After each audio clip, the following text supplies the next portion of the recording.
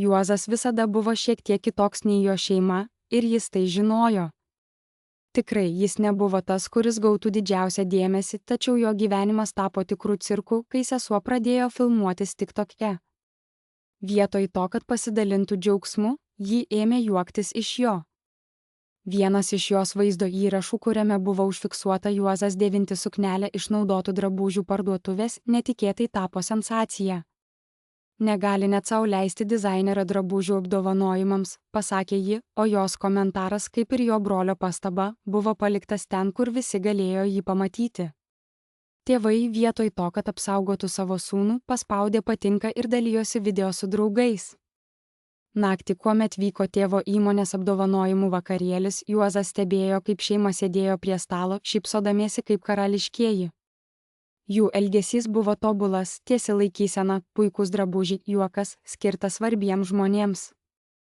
Juozo širdis suspaudė, kai jis priėjo prie jų stalo ir tarė: "Sveiki atvykę į mano restoraną, čia aptarnaujame tik tikrus vipus." Tuo metu kambarį sustingo, jo mamos šypsena dingo, o taurė, kurią ji laikė, šiek tiek pasisuko. Atrodė, jog visi pamiršo kvėpuoti. Tačiau viskas prasidėjo daug anksčiau, namuose, kuriuose Juozas išmoko būti tylus, bet ne visai išnykti, ir kaip išnykti, kai niekas to nepastebėtų. Jo šeimoje tyla tapo jo specialybė, ne todėl, kad neturėtų ką pasakyti, bet todėl, kad jo žodžiai niekada neatrodė verti dėmesio. Tėvai didžiavosi tuo, kaip viskas atrodė, kaip jie buvo vertinami kaip sėkmingi, kaip buvo sukurta šeimos gyvenimo versija, kurią kiti galėjo stebėti. Brolis puikiai tiko šiam įvaizdžiui, jis greitai išmoko tinkamai elgtis, juoktis tinkamais momentais ir paspausti rankas reikiamiems žmonėms. Sesuo buvo tikra žvaigždė, kameroms ji buvo idealas, o socialinės žiniasklaidos algoritmai ją mylėjo. Ji traukė dėmesį visur, kur tik eidavo, o Juozas tuo tarpu išmoko būti naudingas. Jis buvo tas, kuris prisiminė visų gimtadienius, bilietus užsakydavo be priminimų, visada buvo pirmas, kuris atvyko padėti ir paskutinis, kuris liko tvarkyti. Šeimos susibūrimuose, kai giminaičiai klausdavo brolio apie jo paaukštinimus darbe ar sesers apie jo sekėjų skaičių, Juozas visada sulaukdavo tik neaiškių klausimų. "Vis dar darai tą dalyką?" paklausdavo mojuodami rankomis, tarsi jo gyvenimas galėtų būti sutrauktas į vieną gestą. Jis išmoko šypsotis ir linktelėti, nes tai buvo lengviau.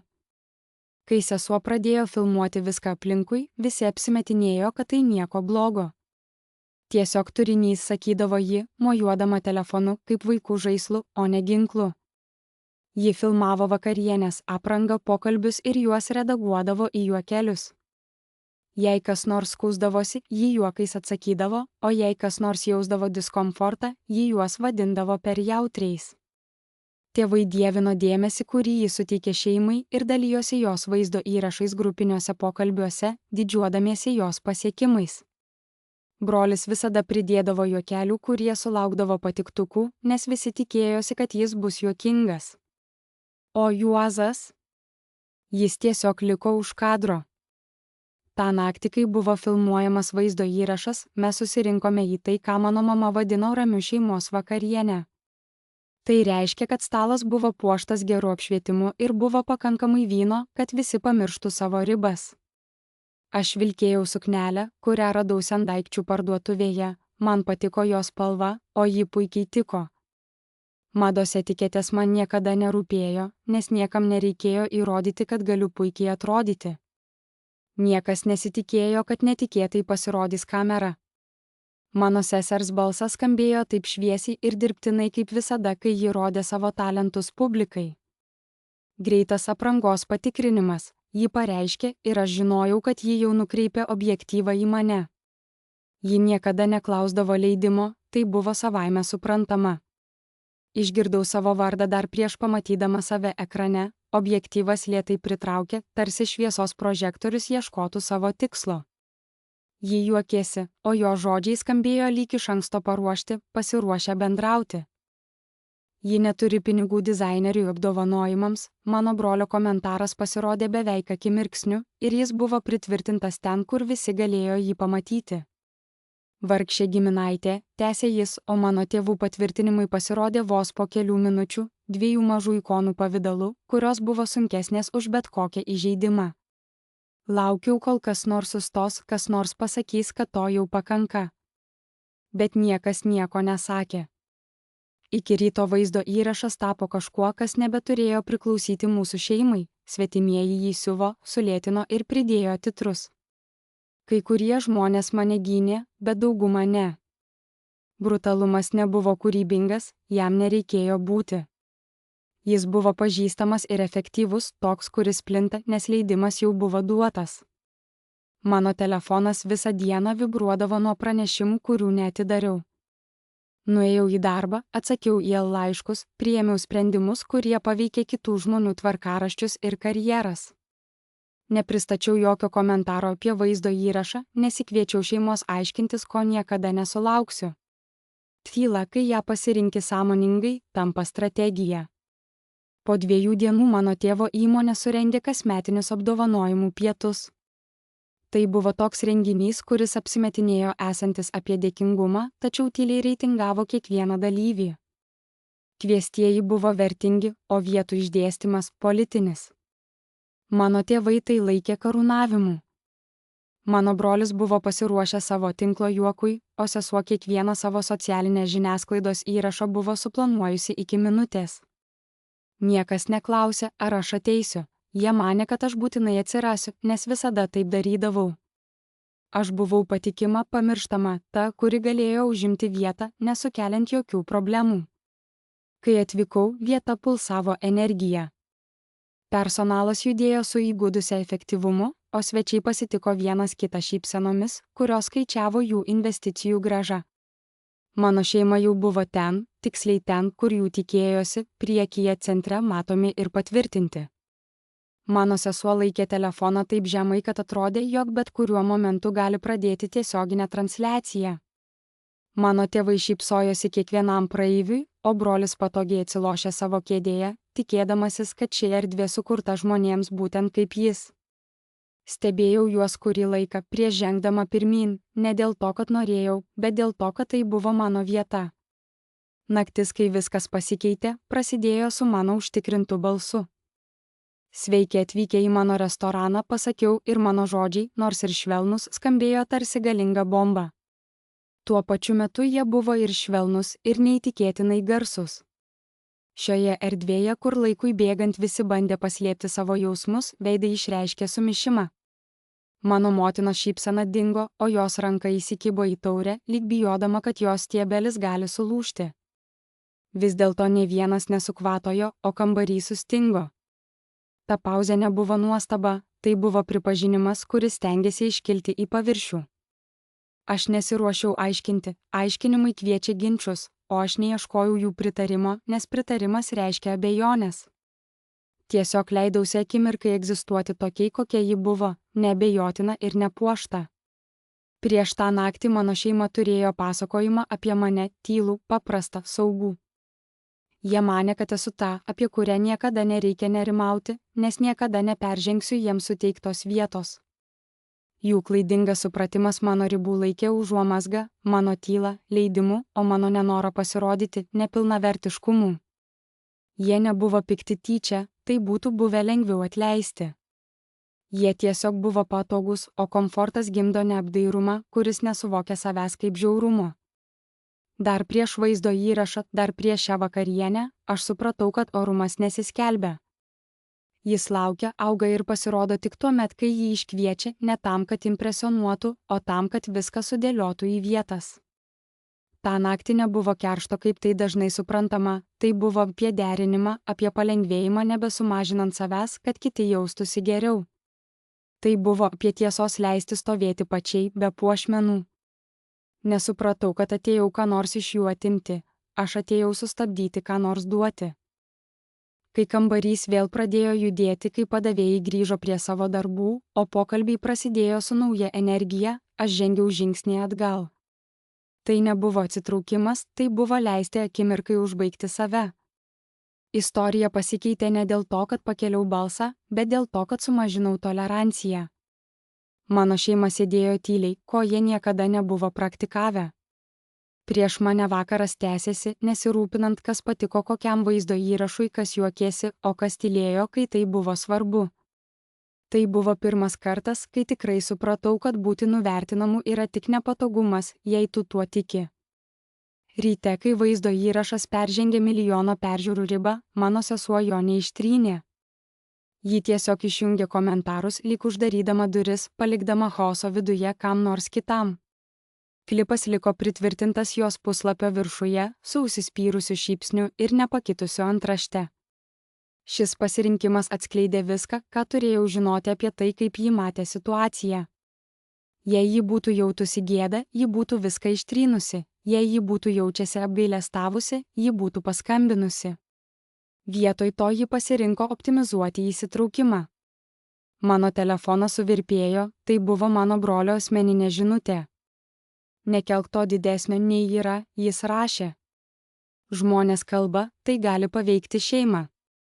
Jo žodžiai įsiveržė tiesiai ten, kur buvo skirti, ne mano jausmams, bet mano suvokimui. Buvo vėlyvas vakaras, kai mano tėvai skambino kaip bėgikai besidalinantys estafetės lazdelę. Abu skambučiai buvo greiti ir skubus, o jų klausimai sklandė ore kaip nerimastingi drugeliai. Jie nesitikė paklausti, ar man viskas gerai. Vietoj to, jie teiravosi, ar kalbėjau su kuo nors apie vaizdo įrašą, ar planuoju viešai atsakyti, ar suprantu, kaip arti esame svarbaus įvykio ir kaip lengva būti išblaškytiems. Jų susirūpinimas buvo įspūdingas, jis greitai virto rizikos valdymu. Kai skambučiai baigėsi, žinia buvo aiški, tikrasis klausimas nebuvo tai, kas man nutiko, bet kaip tai tapo matoma. Atėjo apdovanojimų vakarienė, kuri kiekviename pokalbyje pasirodė kaip garbingas svečias. Tėvai kalbėjo apie tai su pagarba, tarsi tai būtų naktis, kuri patvirtins viską, ką jie savo sakė. Tėvas nuolat minėjo svečių sąrašą, pabrėždama žodį išskirtinis, tarsi tai būtų jo švarkui prisiūta akreditacija. Mama kalbėjo apie apšvietimą, meniu ir tai, kaip salė atrodys nuotraukose. Mano brolis garsiai repetavo istorijas, pjaustydamas jas iki patraukliausių versijų, o sesuo kalbėjo hashtagais, planuodama įrašus dar prieš vakarienę. Visi šiuose pokalbiuose aš buvau tarsi nematomas šešėlis, kurio niekas nepastebėjo. Niekas neklausė, kur aš sėdėsiu, ar noriu ką nors atsivesti, ar užduos kokių nors klausimų, kurie galėtų komplikuoti naratyvą, kurį jie šlifuodavo. Mūsų šeimoje apdovanojimų vakarienė nebuvo tik vakarienė, tai buvo schemos piešinys. Buvo teisinga vieta, kurioje turėtum būti, ir buvo vietų, kurios neturėjo reikšmės. Stalas centre nešė svorį, viršijantį paprastą vietą, jis reikšdavo, kad esi matomas, kad priklausai pasakojimui, kuris bus pasakytas tą naktį. Mano brolis automatiškai priklausė šiai centriniai vietai, jo karjera buvo nepriekaištingai susieta su tėvo palikimu. Sesuo taip pat priklausė, nes ji suprato šou meną, ji galėjo bet kurią kampą paversti įrodymu apie savo svarbą. O aš priklausiau kur kitur, kur tik tai buvo, ne visiškai išstumtas, tiesiog nesusietas. Per metus buvau matęs, kaip ši schema buvo piešiama ir persipiešiama šeimos susibūrimuose ir įmonių vakarėliuose. Mano brolis stovėjo šalia tėvo, pristatomas kaip ateities šeimos verslo veidas, o sesuo plaukiojo netoliese, paruošta fotoaparatui, užfiksuodama pripažinimo spindesį. Tuo tarpu aš slinkau kraštuose, laikydamas taurę ir linktelėdamas per pokalbius, kurie baigdavosi dar neprasidėję. Kai atsirado sėdimųjų planai, visada būdavo pauzė prie mano vardo, švelnus juokas, pasiūlymas, kad galėčiau sėdėti, bet kur tai niekada nebuvo pateikiama kaip atmetimas, buvo sakoma, kad esu lankstus. Tu lengvas, sakydavo mama, tarsi tai būtų komplimentas. Man tai nerūpėjo. Tiesiog greitai išmokau, kad nerūpėjimas garsiai nieko nepakeičia. 2 dienos po vaizdo įrašo mano tėvas vėl paskambino. Jo tonas buvo greitas ir vadybinis. Jis nepaminėjo TikTok, nepaminėjo komentarų, patiktukų ar to, kaip mano sesers klipas buvo sujungtas į daugybę žiaurių variacijų nepažįstamųjų. Jis kalbėjo apie logistiką, apdovanojimų vakarienė artėjo greitai ir atrodytų keista, jei aš nedalyvausiu, žmonės klaustų. Kai jis pasakė, kad klausimai yra pavojingi, jo balsas nusileido, tarsi patys klausimai galėtų sukelti baisių pasekmių. Pasakiau jam, kad planuoju atvykti ir tarp mūsų įsivyravo tyla, ta tyla, kuri seka po netikėtos bendradarbiavimo akimirkos. Gerai, jis atsakė ir aš išgirdau palengvėjimą, slystantį per jo balsą. Laikyk viską paprasta, nesukelk dėmesio į save. Vos nejuokdamasi pagalvojau, kaip giliai buvo įsišaknijusi ši prielaida, atrodė, kad tai natūralu. Viskas jau seniai buvo apie juos, o mano užduotis buvo užtikrinti, kad taip ir liktų. Po skambučio sėdėjau tyloje ir pastebėjau kažką, ko anksčiau nesu matęs. Ta tyla nebuvo tuščia, ji buvo apgalvota. Jie galvojo, kad mano tylėjimas reiškia sutikimą, kad mano nesipriešinimas garantavo tokį pat rezultatą visada. Tačiau jie klydo bent vienu dalyku – pasirinkta tyla nėra sutikimas, tai yra pasiruošimas. Ta savaitę nesiginčijau su niekuo, neprašiau atsiprašymų, kurie būtų skambėję tuščiai ir iš anksto paruoštai. Neaiškinau, kaip jaučiausi stebėdamas, kaip svetimi žmonės diskutuoja apie mano vertę, kol mano šeima tvarkė padarinius kaip viešųjų ryšių problema. Atidarę savo kalendorių, paskambinau kam nors, ko jie nežinojo, ir tada dar kartą. Patvirtinau detalės, kurios neturėjo nieko bendro su tuo, kur sėdėsiu, ir viską su tuo, kaip vakaras tikrai vyks. Klausiau daugiau nei kalbėjau. Ačiū sakiau tiems, kurių įtikinėti nereikėjo. Išlaikiau balsą ramų, nieko dramatiško jame nebuvo, tai buvo tarsi biurokratiniai reikalai ir aš supratau, kad tai būtent taip tikroji galia mėgsta judėti, tyliai, administratyviai, neieškant plojimų. Prieš vakarienę mano šeimos jaudulys vis labiau augo. Grupės pokalbiuose pasirodė sėdimųjų vietų apžvalga, neryški nuotrauka, kurioje matomas spausdintas išdėstymas su vardais per mažais, kad būtų aiškiai perskaitomi. Mano sesuo pažymėjo centrą širdelės emoji, mano brolis juokavo, kad pagaliau galės išgirsti savo mintis tinkamame stalo lygmenyje, o mama priminė visiems atvykti anksčiau nuotraukoms. Slidau pro viską, nesuteikdamas atsakymų. Jie mano tylą laikė patvirtinimu kaip visada. Vakaras vystėsi kaip ritualas su precizika būdingai tokioms progoms. Kambarys užsipildė taip, kaip visada užsipildo tokie kambariai, žmonės pasitikdami vieni kitus tituluotai, juokas skambėjo taip, kad būtų girdimas, bet ne per garsiai. Mano šeima, tarsi vadovaudamiesi instinktu, judėjo link centro, sėdėdami ir mėgaudamiesi dėmesiu, kurį mane gausiantys. Mano sesuo pakreipė telefoną, brolis sureguliavo švarką, o tėvai susiglaudė vienas prie kito, patenkinti, kad jų planas pildosi. Aš atvykau atskirai, nei vėlai, nei anksti, tiesiog laiku, taip, kad tai nesukeltų jokių skandalų. Kalbėjau su žmogumi, kuris mane iš karto pažino ir laukiau ten, kur man buvo liepta. Iš ten galėjau aiškiai matyti savo šeimą, tačiau jie manęs nematė, buvo per daug užsiėmę, kad juos matytų. Kai mano sesuo vėl pažvelgė į sėdimųjų vietų schemą, ji nusijuokė. Na, bent jau ne visi turi būti priekyje, tarsi dalindamasi privačia juokeliu su oru aplink ją. Mano brolis linktelėjo, jau pusiau apsisukęs link pokalbio, kurio tikėjosi būti dalimi. Mano tėvai šypsojosi, tokia šypsena, kuri atrodė, kad yra uždirbta. Aš juos stebėjau. Rami mintis apgaubė mane kaip šiltas šydas.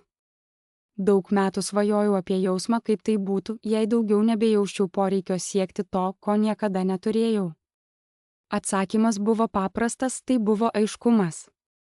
Kiti manė, kad centras yra apdovanojimas, įrodymas, kad jie buvo pasirinkti. Aš žinojau geriau, centras buvo scena, o scenos turi savybę atskleisti tuos, kurie mano, kad jas valdo. Nepaisant to, aš nejudėjau.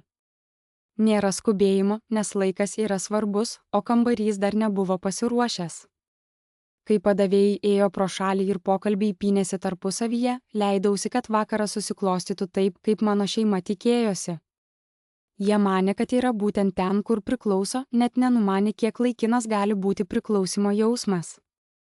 Kai galiausiai pakilau, tai nebuvo siekiant užimti vietą.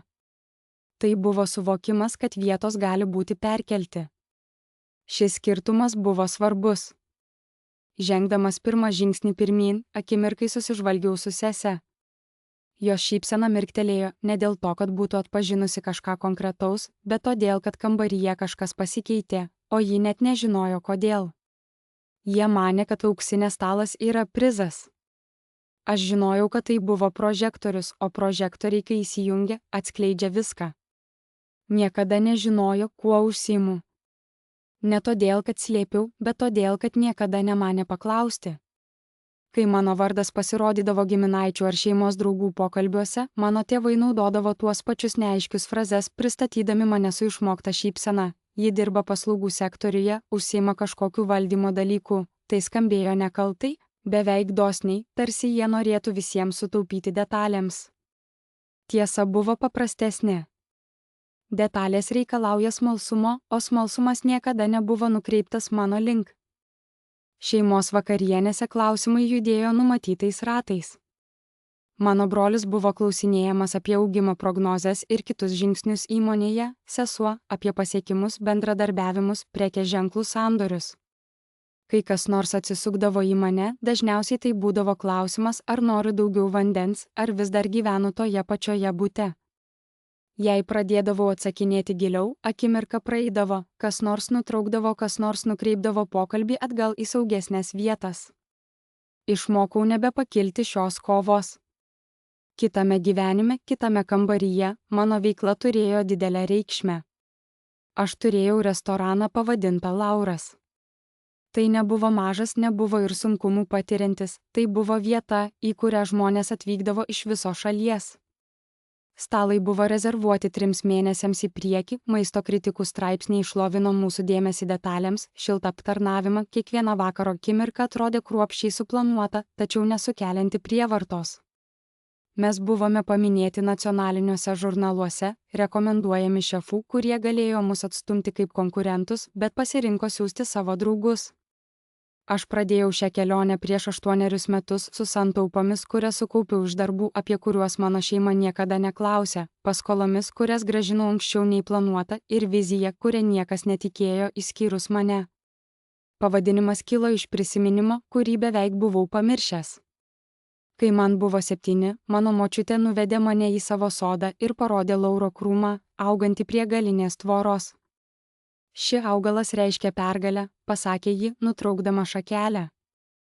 Mažame restorane, kurio sienos buvo nudažytos šviesiai geltonai, prisimenu kaip vieną vakarą, tarsi primindama apie senas tradicijas, įsidėjau mažą šakelę už ausies.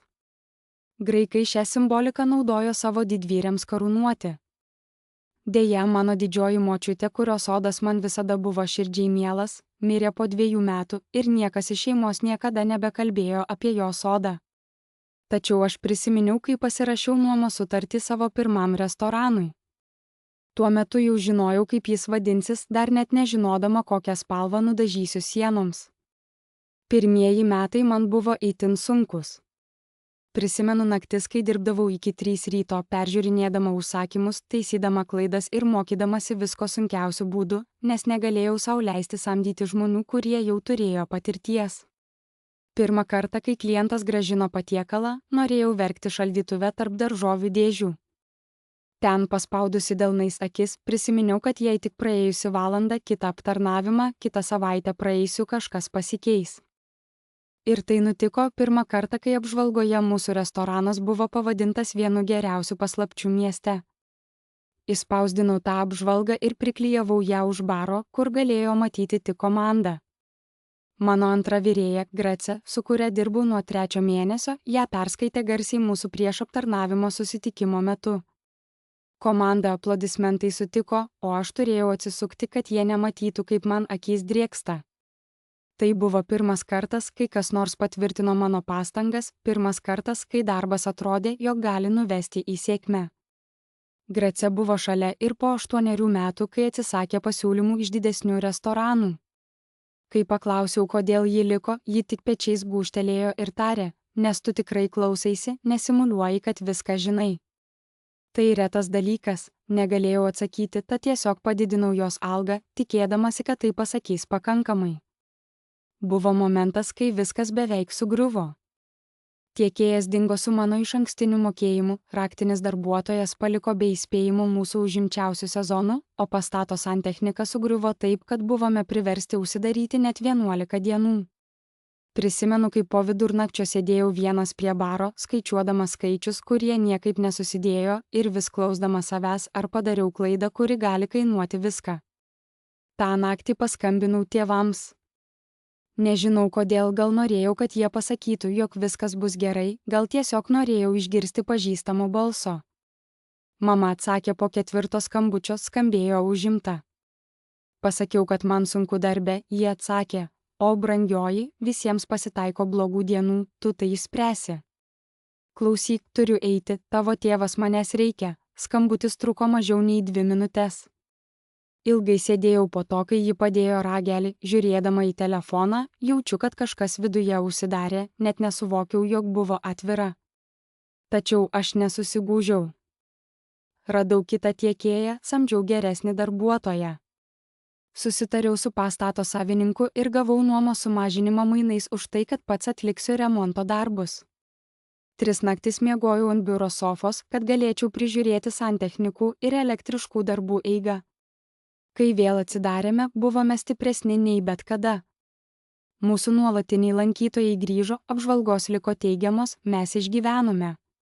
Kai pamačiau, kaip mano gyvenimas keičiasi, suvokiau kažką apie save, ko mano šeima niekada netyrinėjo. Spaudimas manęs nesuvaldė, priešingai, aš tapau ramus, sutelktas ir užsispyręs.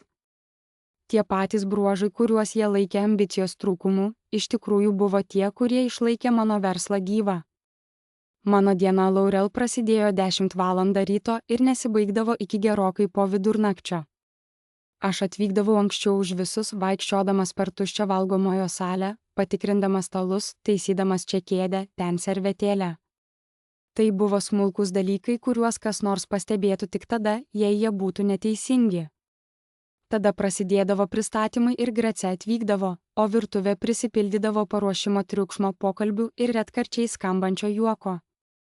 Man patikdavo tos valandos prieš paslaugą, laukimas, galimybė.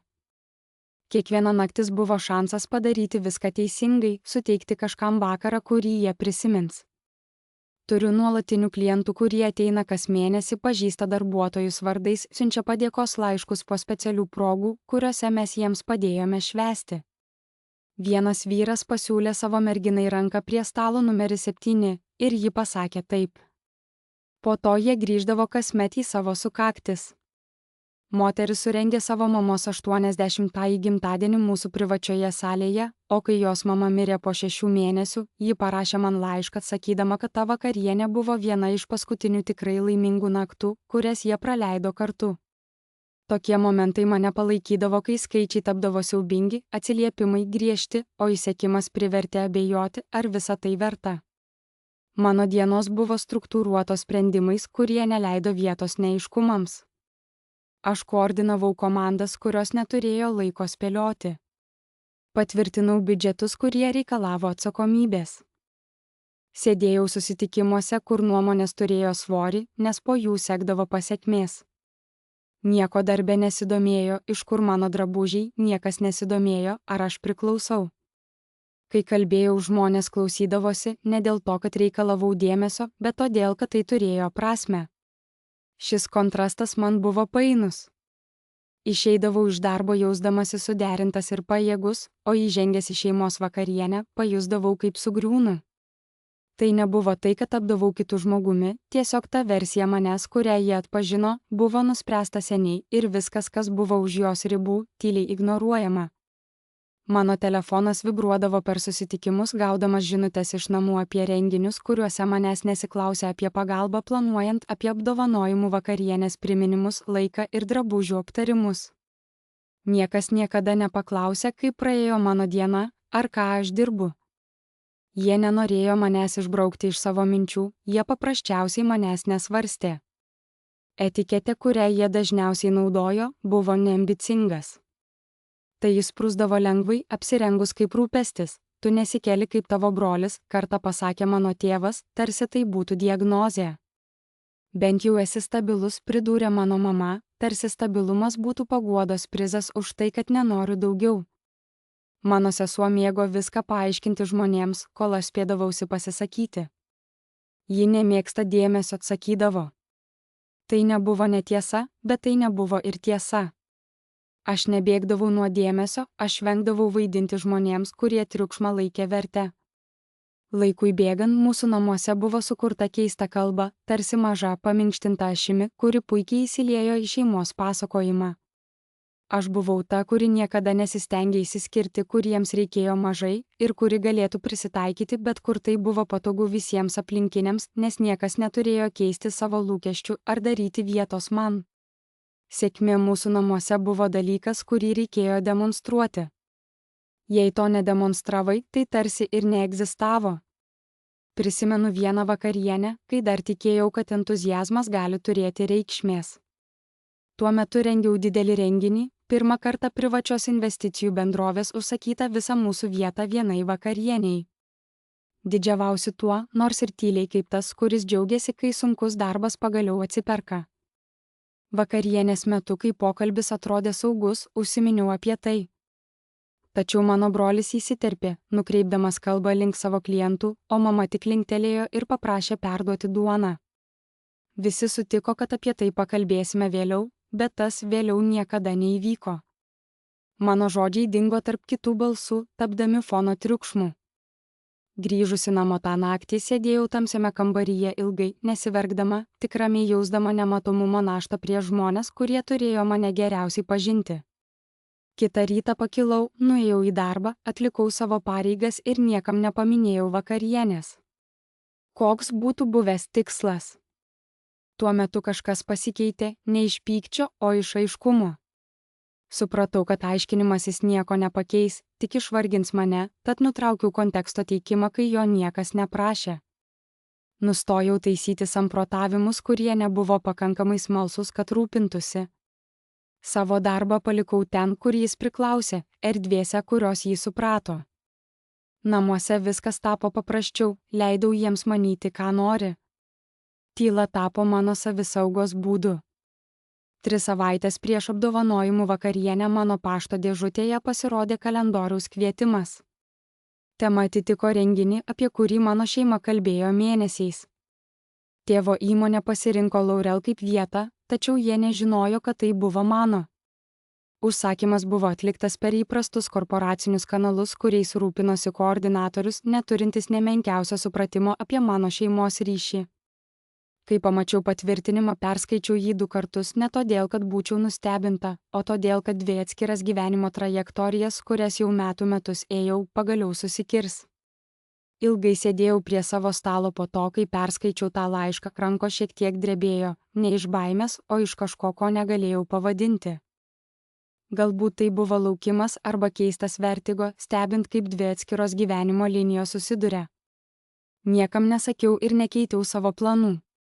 Užsakymą patvirtinau per savo generalinį vadybininką ir leidausi į įprastas rengimo procedūras, be dramos. Grace pastebėjo, kad kažkas ne taip per mūsų planavimo susitikimą.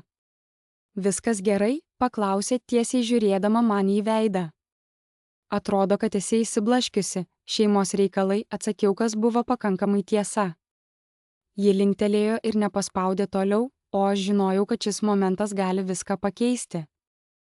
Laurel Victory visada buvo šiek tiek kitokia, ir tai, ką aš labiausiai vertinau apie ją, buvo gebėjimas žinoti, kada klausti, o kada tiesiog palikti dalykus ramybėje. Ta pačią savaitę mano mama vėl paskambino. Nepamiršk apie vakarienę, priminė ji. Būk laiku, tai svarbu, aš patvirtinau, kad būsiu ten, tačiau ji trumpam sustojo ir pridūrė, beveik kaip po minties, viskas gerai, ar ne? Tai buvo artimiausias jos klausimas apie mano gyvenimą per pastaruosius mėnesius. Atsakiau, kad taip, ir iš jos balso nuskambėjo palengvėjimas, ne todėl, kad ji žinojo tiesą, bet todėl, kad nereikėjo užduoti daugiau klausimų. Po pokalbio dar kartą apžiūrėjau kalendoriaus kvietimą. Data, laikas, vieta, viskas, kas nešia mano vardą kiekviename teisinėme dokumente, Laurel Victory. Mano močiutės dovana, tapusi kažkuo tikru. Jie niekada neklausė, ką aš veikiu, nes jiems mano versija nereikalavo atsakymų. Tačiau labai greitai jie turės sužinoti tiesą. Ta popietė mama neužsiminė apie apdovanojimų vakarą ir tai buvo pirmasis signalas, kad kažkas negerai. Jos žinutės paprastai buvo aiškios, orientuotos į logistiką ar priminimus. Ši atėjo netikėtai ir turėjo toną, kurį per daug gerai atpažinau, tu pastaruoju metu pasikeitei. Neįsižeidusi, nepykstant, tiesiog konstatavo faktą, lyg kalbėtų apie orą. Ilgai žiūrėjau į ekraną, laukdama sekantis žinutės, kuri būtų apie tvarkaraštį ar aprangą, kažką, ką galėčiau ištaisyti. To nesulaukiau. Po kelių sekundžių pasirodė kita žinutė. Aš tiesiog nerimauju, kad žmonės gali neteisingai tave suprasti. Tai buvo rūpestis, apsirengęs kaip apsauga. Mūsų šeimoje nesusipratimas visada buvo suvokiamas kaip kažkas, ką tu kvietiesi, kai neteisingai egzistuoji. Tai niekada nebuvo apie kitų prielaidas, tai buvo apie tavo nesugebėjimą jas valdyti. Per metus išmokau, kad nerimas nereiškia rūpesčio, o tik diskomfortą. Tai reiškia, kad kažkas jaučiasi nepatogiai dėl to, kaip tu pasirodai, ir vietoj to, kad išnagrinėtų tą diskomfortą, jie tiesiog grąžina tau, kad išspręstum. Parašiau neutralų atsakymą ir jį ištryniau. Uždariau telefoną ir grįžau prie darbo, tačiau žodžiai vis dar sukosi mano mintyse. Vėliau tą vakarą pokalbių schema tęsėsi. Tėtis paskambino trumpai ir keistai švelniai. Jis neužsiminė apie vaizdo įrašą ar vakarienę, tik paklausė, kaip aš jaučiuosi, kaip žmonės klausia, kai nenori gauti sąžiningo atsakymo. Prieš man spėjus daug pasakyti, jis pridūrė, žinai, tu visada buvai šiek tiek kitokia. Tai nėra blogai, jis sustojo, leisdamas pasakyti, kad tai, ką jis norėjo pasakyti, buvo svarbu. Tiesiog turi būti atsargi. Atsargi dėl ko? Jis nepasakė. Aš sumurmėjau kažką sutikdama kaip dukra, kuri supranta taisyklės. Nuo pokalbio nieko neišsprendėme, tačiau tai ir buvo esmė. Jie niekada man tiesiai nesakė keistis, jiems to nereikėjo. Kalba buvo subtili, išgryninta per metų kartojimą. Būk atsargi, nepergalvok, ne visi įpratę prie tavo būdo. Kiekviena frazė šiek tiek nuskustavo mano kampus, skatindama mane prisitaikyti prie kažko patrauklesnio. Jie tai pateikė kaip geranoriškumą, lyg pasaulis būtų trapus dalykas, kuris turėtų būti apsaugotas nuo mano buvimo. Man prireikė daug laiko suvokti, kad diskomfortas nebuvo išorėje, jis gyveno manyje. Naktį, kai prisiminimai atgijo, aš buvau 20, dar pakankamai naivi, kad galvotume, jog entuziazmas yra dorybė. Viską, ką aš dalinausi su šeima, aš darydavau su užsidegimu, ypač per šeimos susibūrimus. Mano balsas buvo gyvas, o rankos judėjo, kai kalbėjau apie idėjas, kurios mane tikrai džiugino. Atmintyje išliko, kaip keitėsi kambario atmosfera, kaip akys susidurdavo, kaip skambėjo švelnus juokas. Tu šiek tiek persistengi, tarė mano teta, šypsodamasi. Mama švelniai suspaudė mano ranką ir sušnibždėjo, ne visi reikalauja tokio intensyvumo, žinia buvo aiški, sumažink ir būk mažiau. Ta idėja, kurią aš turėjau, nebuvo neteisinga. Tačiau su laiku šis pamokos kartojimas tapo vis tyliau ir tyliau. Nuomonės prieš palikdamos mano lūpas tapdavo švelnesnės, reakcijos sušvelnintos. Galiausiai pasidarydavo gėda dėl mano pasididžiavimo, kuris buvo paverstas beveik atsiprašymu. Niekas manęs nesakė dingti, tiesiog jie norėjo, kad būčiau mažesnė, lengviau suprantama, lengviau paaiškinama. Kitą dieną prisiminiau dar vieną situaciją. Buvau 32, stovėjau mamos virtuvėje, pasakojau jai apie apdovanojimą, kurį buvau gavusi restoranų industrijoje. Ji klausėsi, kai krovė indą plovė, nesukdama į mane akių. Kai baigiau, ji tarė, tai šaunu. Ar galvojai, ką apsirengsi Davido paaukštinimo šventei, mano brolio šventei, kuri turėjo įvykti po 3 mėnesių? Mano apdovanojimas, kuris turėjo įvykti per 2 savaites, jau buvo uždėtas ant nesvarbių dalykų sąrašo. Stebėjau, kaip ji dėliojo lėkštes ir suvokiau, kad galėčiau laimėti kiekvieną apdovanojimą savo industrijoje, bet tai niekada nepasiektų sėkmės skalės, kurią jie naudojo. Jų skalė skaičiavo tik tai, apie ką galėjo pasigirti vakarienėse dukra, turinti restoraną, netiko jų pasakojimui. Kitą dieną sesuo paskambino su šviesiu ir slaptingu balsu. Ji neužsiminė apie tėvus ar vaizdo įrašą, vietoj to kalbėjo, tarsi būtume vienoje pusėje nepasakytos problemos. Žinai, tarė ji, manau, kad jei tiesiog būsi šiek tiek mažiau pastebima, viskas vyks sklandžiau. Žmonės tavęs nemyli, tiesiog nežino, kaip tave suprasti. Aš klausiau, o širdyje vėl užsimezgė senas įprotis prisitaikyti. Kai ji baigė, tyliai paklausiau, Ar tu nori, kad jie mane suprastų, ar tiesiog nori, kad aš dingčiau tiek, kad jiems nereikėtų stengtis? Linija nutolo, ji nervingai nusijuokė ir pakeitė temą. Pakabinome ragelį nesugrįždamos prie to pokalbio. Tuo metu man pasirodė, kad tai nebuvo apie aprangą, toną ar vieną incidentą.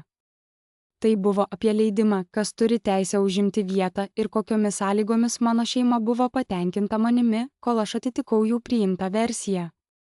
Kiekvieną kartą, kai aš netyčia išlindau už ribų, jie pasiekdavo pažįstamus įrankius, kad grąžintų mane į savo vietą. Rūpestis, nerimas, patarimai, niekada komandos, niekada atsakomybės. Pagalvojau, kaip dažnai aš prisitaikydavau nesuvokdama to, kiek sprendimų priėmiau, kad išlaikyčiau taiką, o ne tai, kas atrodė tiesa. Tai nebuvo strategija, tai buvo išgyvenimas. Tačiau išgyvenimas turi savo kainą ir aš dabar ją jaučiau, sunkia ir neabejotina. Klausimas nebuvo, kaip išvengti būti. Vakarą prieš apdovanojimų vakarienę stovėjau savo bute ir stebėjau tylą. Jaučiau, kaip ramybė užpildo erdvę, kur anksčiau gyveno nerimas ir nuolatiniai pasiruošimai. Nebuvo jokių suktų atsakymų, laukiantys akimirksniu pasirodyti. Šį kartą nesiruošiau vaidinti ir dingti, tiesiog ketinau pasirodyti tokia, kokia esu, be išankstinių atsiprašymų. Tai labiau priminė ne maištą, o palengvėjimą. Maniau, kad problema buvo mano išvaizda, tačiau pradėjau suvokti, kad tikroji problema buvo jų nesugebėjimas matyti manęs tokios, kokia esu. Ir pirmą kartą nesiruošiau palengvinti jiems šios užduoties. Atėjo apdovanojimų vakarienės rytas, kaip ir bet kuri kita darbo diena, ramus ir įprastas. Šis įprastumas turėtų būti ženklas, kiek išsiskyrė mūsų prioritetai. Mano telefonas suvirpėjo dar nepabaigus kavos, o pranešimų srautas užplūdo ekraną, atvykimo laikai, transporto planavimas, priminimai apie nuotraukas. Kažkas net paklausė, ar jau patvirtinau savo vietą, lyg vieta būtų vienintelis dalykas, kuris turėtų rūpėti. Nieko nepaklausė, kaip miegojau ar kaip jaučiausi. Atrodė, kad mano vaidmuo buvo orbituoti aplink jų planus, kaip visada tyliai prisitaikant prie jų gravitacijos. Greitai peržvelgiau pranešimus, atsakiau trumpai ir uždariau pokalbį. Tuomet paėmiau savo kuprinę ir išėjau į darbą. Biuras net nežinojo, kad tai ypatinga diena, ir aš tai vertinau daugiau nei tikėjausi. Prieš keletą metų buvau įrengusi darbo vietą restorano užkulisiuose, mažą kambarį už pagrindinio biuro, kur galėjau atlikti administracinius darbus, netrukdydama aptarnavimui. Mano kalendorius buvo pilnas, skambučiai prasidėjo laiku, sprendimai buvo priimti ten, kur reikėjo. Prabėgau rytą nesvarstydama apie vakaro įvykius, ne todėl, kad jų vengčiau, bet todėl, kad tam nereikėjo jokio pasiruošimo. Kol mano šeima nerimavo dėl išvaizdos, aš koncentruojausi į operacijas. Jie planavo, kaip pasirodys, o aš tvarkiau reikalus, kurie egzistavo nepriklausomai nuo to, ar kas nors žiūrėjo. Tas kontrastas buvo ryškus, dvi svarbos versijos vykstančios tą pačią dieną, nežinodamos viena apie kitą. Vidurdienį mano telefone vėl ėmė daugėti prielaidų. Sesuo parašė, kad nereikėtų atvykti per anksti, nes galėtų būti nejauku.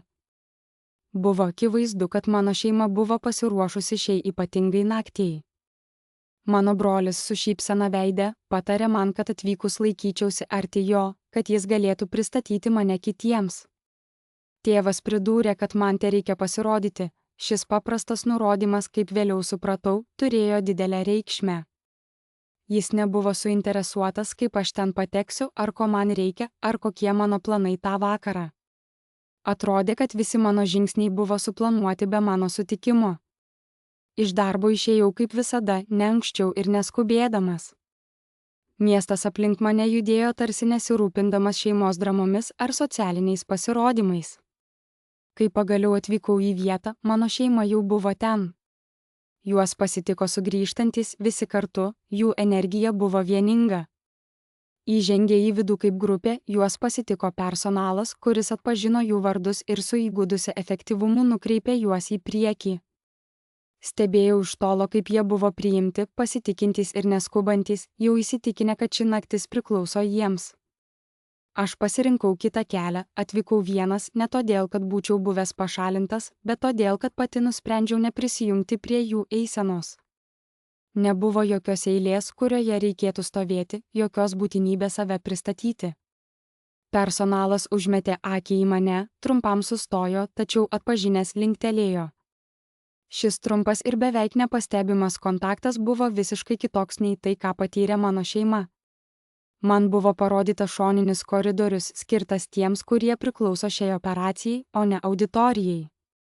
Kai įžengiau į salę, ji nesikeitė, tačiau atmosfera aplink mane pasikeitė. Šio pokyčio niekas nepastebėjo, nes mano šeima jau buvo nustojusi manęs ieškoti. Jie patogiai atsisėdo, juokėsi garsiai, dalijosi istorijomis ir rodė vieni kitiems detalės, kurios juos sužavėjo. Pagyrimai sklido jų adresu ir jie juos priėmė kaip patvirtinimą, o ne kaip atsitiktinumą. Mano sesuo pasuko savo telefoną, kad greitai nufilmuotų salės švytėjimą ir savo pačios pasitenkinimą. Mano brolis pastebėjo, kad tėvas matyt turėjo padaryti ką nors, kad gautų tokį puikų vietą, o tėvas šypsojosi patenkintas šiuo užuomina. Iš savo pozicijos stovėdamas keliais žingsniais atokiai mačiau, kaip visiškai pasitikėjo savimi.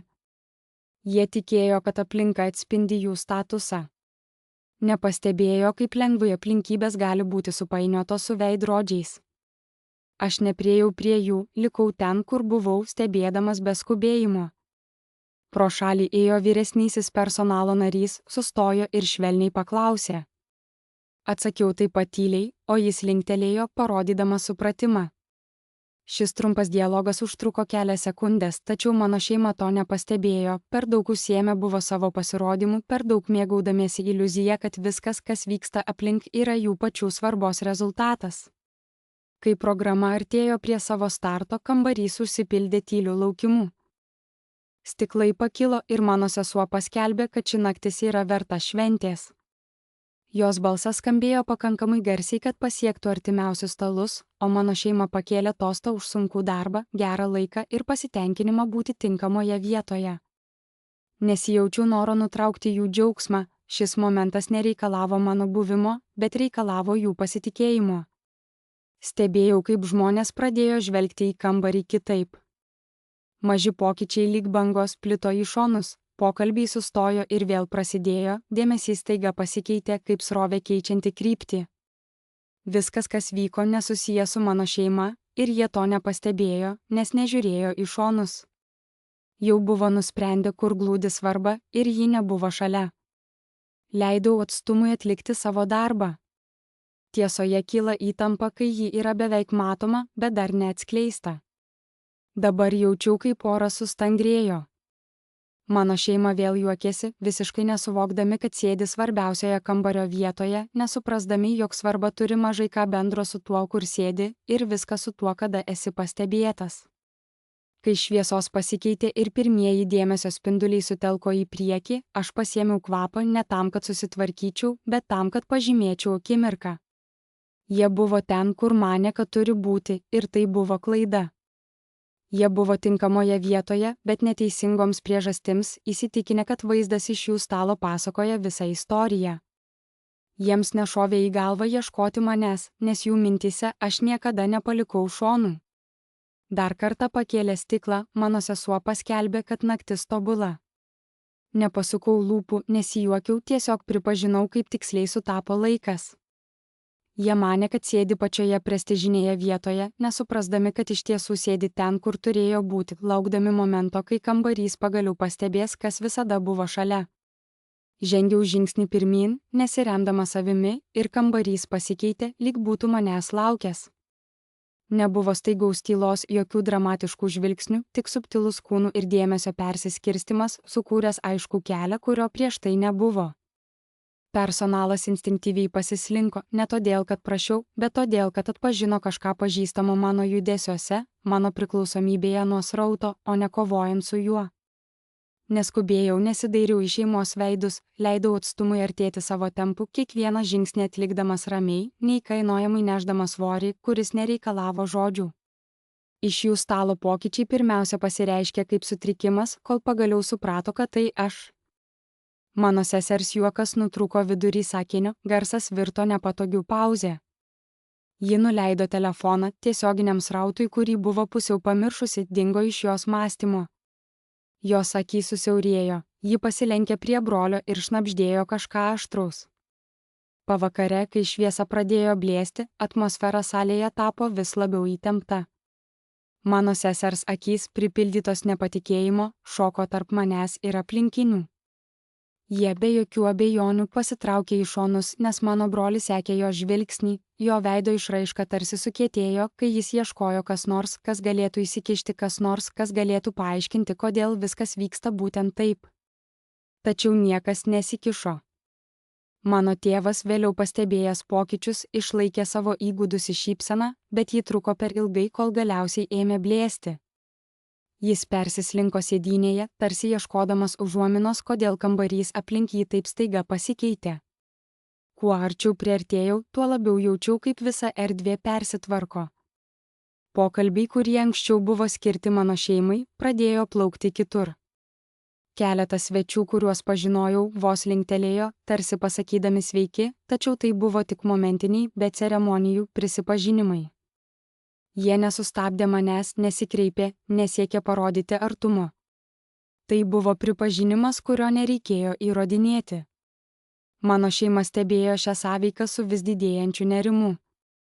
Jų pasitikėjimas ėmė nykti, kai jie suprato, kad nebėra pokalbio centre, kurį anksčiau laikė savo. Mano sesuo bandė pirmoji atsigauti. Ji įsitiesė, veidė užklijuodama šypseną, kuri nepasiekė jos akių, ir bandė atkreipti dėmesį į šalia buvusį svečią, kuris dar prieš akimirką kalbėjo su dideliu entuziazmu. Tačiau šis tik mandagiai linktelėjo ir vėl atsisuko, jo mintys jau buvo nuklydusios kitur. Jo šypsena akimirkai užgeso, ji žvilgtelėjo į telefoną, tačiau greitai jį padėjo, nes noras kažką užfiksuoti prarado savo prasmę. Mano brolis, matydamas šią situaciją, įsikvėpė ir ėmė juokauti, jo balsas skambėjo per daug garsiai. Tačiau jo pokštas pasiekė tik tuščią erdvę, niekas nesijuokė. Tėvas pakėlė taurę, norėdamas išgerti pusiau formalią tostą, gestą, kuris paprastai sulaukdavo greitos reakcijos. Tačiau šį kartą jis nesulaukė to, ko tikėjosi, taurė lėtai nusileido, o konfusion įsirėžė į jo veidą. Aš pajutau, kaip atmosfera aplink jų stalą tapo vis sunkesnė, užpildyta suvokimu, kad taisyklės, kuriomis jie rėmėsi, jau nebėra galiojančios. Atsistojau už jų pakankamai arti, kad pajusčiau nerimo bangas, sklindančias aplink. Jie dar nebuvo visiškai apsisukę, tarsi pripažinimas, kad esu čia, padarytų šią nemalonę situaciją dar realesnę. Tada iš šono priėjo vyresnysis darbuotojas, jo laikysena pagarbiai, balsas žemas. Jis man uždavė klausimą, kuris skirtas tik man, procedūrinį patikrinimą patvirtinantį tai, kas jau buvo nuspręsta. Linktelėjau, o šis trumpas efektyvus mainas liko nematomas visiems, kurie nesidomėjo. Mano šeima išgirdo murmėjimą, bet nesugebėjo įžvelgti žodžių, ir ta abejonė juos neramino labiau nei bet koks skelbimas galėjo. Pirmoji, pasukusi galvą, buvo mano sesuo. Mūsų akys susitiko ir per trumpą akimirką senas modelis bandė vėl atsistatyti. Ten buvo nustebimas, bet ir kažkas panašaus į nepatikėjimą, tarsi ji laukė, kad atsiprašyčiau už tai, kad esu čia, kad paaiškinčiau save ir grįžčiau į šešėlį. Tačiau aš to nedariau. Žiūrėjau į ją be iššūkio, be atsiprašymo ir stebėjau, kaip jos pasitikėjimas ima slysti. Mano brolis sėdinti šalia, išraiška buvo kupina dirglumo ir apmąstymų, bandydama suprasti, kas čia vyksta, kodėl jis nebuvo pasirašęs šios situacijos. Mano tėvas apsisuko paskutinis lėčiau nei kiti, jo šypsena išnyko, o akis žiūrėjo į mane taip, tarsi matytų versiją, kuri visiškai nesutampa su ta, kurią jis buvo įsivaizdavęs per daugelį metų. Niekas nesakė nė žodžio. Tyla plėtėsi, ji nebuvo tuščia, bet prisipildžiusi klausimų, kurių niekas nedrįso užduoti. Aplink mus kambarys tęsė savo judėjimą, dėmesys slinko pro jų stalą, tarsi jis nebūtų buvęs svarbus. Jie buvo įsitikinę, kad vakaras sukasi aplink jų buvimą, kad jų vieta garantuoja reikšmę. Ir aš stebėjau, kaip ta tikėjimo iliuzija pradeda trūkinėti. Tai nebuvo dramatiška akimirka, tai buvo dar blogiau, tai buvo tylu. Mano brolis pasisuko savo kėdėje, humoras, kurį paprastai laikydavo kaip skydą, dingo. Jis pažvelgė į tėvą, tada vėl į mane, jo žandikaulis susitempė. Sesers rankos vyravo šalia jos telefono, ji nebuvo tikra, ar pakelti jį, ar palikti vietoje. Tėvas sėdėjo ramiai, pečiai tiesus, akis ieškojo mano, lyg norėdamas gauti paaiškinimą, kurio nenorėjau teikti. Jie laukė, kad pasakyčiau ką nors, kas nutrauktų įtampą, sugrąžintų pažįstamą hierarchiją su keliais savironijos žodžiais. Tačiau aš nesuteikiau jiems to palengvėjimo. Kambario darbuotojas vėl kalbėjo, šįkart tyliau, o jo žodžiai buvo paprastas ženklas, kad jis pasiruošęs. Aš linktelėjau, niekada neatitraukdamas žvilgsnio nuo šeimos veidų. Šis trumpas bendravimas buvo pakankamas, kad patvirtintų, jog jie pradeda suprasti, bet kokia autoritetą šioje erdvėje valdanti jėga neatsako jiems. Aplink mus keletas galvų pasisuko, smalsumas virto susidomėjimu, o šnabždesiai perėjo per kambarį, nepakankamai garsiai, kad būtų išgirsti, bet pakankamai atkakliai, kad jaustųsi. Mano šeima tai pajuto. Jie visą gyvenimą praleido skaitydami erdves, išnaudodami suvokimą, o dabar šis įgūdis juos išdavė. Kuo labiau jie stengiasi atgauti pusiausvyrą, tuo akivaizdžiau tapo jų prarasta pusiausvyra. Aš stovėjau pakankamai arti, kad girdėčiau sesers kvėpavimą, pakankamai arti, kad pamatyčiau, kaip mano brolio akyse blėsta skaičiavimas, pakankamai arti, kad pajusčiau, kaip mano tėvo autoritetas virsta kažkuo trapu. Man nereikėjo sakyti, kas aš esu ar kodėl esu čia. Kambarys jau reagavo taip, kad paaiškinimai tapo nereikalingi. Tai nebuvo konfrontacija, tai buvo korekcija. Jie buvo įsitikinę, kad aš nepriklausiau šiam stalui, kad mano vieta buvo kur nors kitur, tyliau, mažiau matoma. Stovėdamas ten, galėjau matyti, kaip jie kovoja su nauju klausimu, kuris juos neramino kur kas labiau nei mano buvimas. Tai nebuvo apie tai, ar aš nusipelniau būti čia, tai buvo apie tai, ar jie nusipelnė. Ilgą akimirką niekas nepajudėjo. Tyla buvo sunki ir laukinė, o toje erdvėje tiesa nusėdo be žodžių. Jie buvo sukūrę savo tikrumą remdamiesi prielaidomis, kurios nebelaikė, ir dabar turėjo sėdėti su nepatogumu, kai buvo matomi per objektyvą, kurio jie negalėjo kontroliuoti. Kiekvienas momentas buvo kaip sustojusi akimirka. Aš niekur nėjau, nei žingsnio atgal, nei žingsnio į priekį. Leido akimirkai kvėpuoti, žinodamas, kad tai, kas įvyks vėliau, bus dar stipresnis smūgis, nes atsitiks netikėtai. Jie kadaise manė, kad nesu verta sėdėti su jais, bet dabar, kai kambarys aplink mus keitėsi, jiems teko susidurti su kur kas nerimą keliančia galimybę. Galbūt klausimas nebuvo, ar aš priklausiau šiai kompanijai, bet ar jie buvo pasirengę likti šalia manęs. Pristojau prie stalo pakankamai arti, kad jie nebegalėtų apsimesti, jog esu tik atsitiktinumas, bet ir pakankamai toli, kad niekas negalėtų manęs apkaltinti, jog įsibroviau į jų erdvę. Širdis plakė stipriau nei norėjau pripažinti, pulsas jaučiau gerklėje, ta pažįstama adrenalino banga, kuri kyla prieš darant ką nors negrįžtamo. Akimirką pagalvojau, kad galbūt geriau būtų apsisukti ir išeiti, leisti jiems turėti savo vakarą, savo prielaidas, savo patogią mano versiją.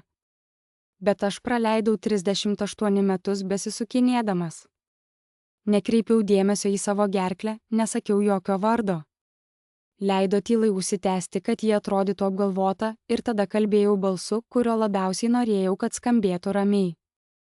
Sveiki atvykę į mano restoraną, tuo metu mano rankos šiek tiek drebėjo šalia, tad sujungiau jas priešai save, vildamasis, kad niekas to nepastebės. Mes aptarnaujame tik tikrus veipėjai. Nesijuokiau, nesiaiškinau, leido žodžiams kristi ten, kur jie turėjo kristi, ir likau ramus, nors kiekviena mano instinktas šaukė užpildyti tylą kažkuo švelnesniu, kad visiems būtų lengviau. Pusę sekundės niekas nereagavo. Tai buvo toks sustojimas, kad atrodė, jog laikas sustojo, kaip akimirka po to, kai stiklinė išslysta iš rankų, bet dar prieš tai, kai jie atsitrenkė į grindis. Tada mano sesuo nusijuokė, trumpas trapus garsas, kuris nesikvietė kompanijos. Apie ką tu kalbi, ji pasakė per greitai, jei greitis galėtų paversti sumišimą pasitikėjimu. Ji apžvelgė aplinką, tikėdamasi, kad kas nors mane pataisys, nuramins ją, kad tai buvo kažkoks pokštas, kurio ji nesuprato. Mano brolio akys skubiai ieškojo pažįstamo veido tarp personalo, kuris galėtų įsikišti ir atkurti tvarką. Mano motinos šypsena liko vietoje, bet jos ranka tvirčiau sugriebė taurę, kol jos sąnariai pabalto. Tėvas nieko nesakė, jis tiesiog stebėjo mane, jo veidas buvo neįskaitomas taip, kaip niekada anksčiau. Jie buvo įpratę kontroliuoti pasakojimus, reaguodami pirmieji, juokais atitraukdami dėmesį. Šį kartą jų instinktai juos išduodavo. Sesers juokas pakibo ore, neatsakytas. Brolio paieškos buvo bevaisės.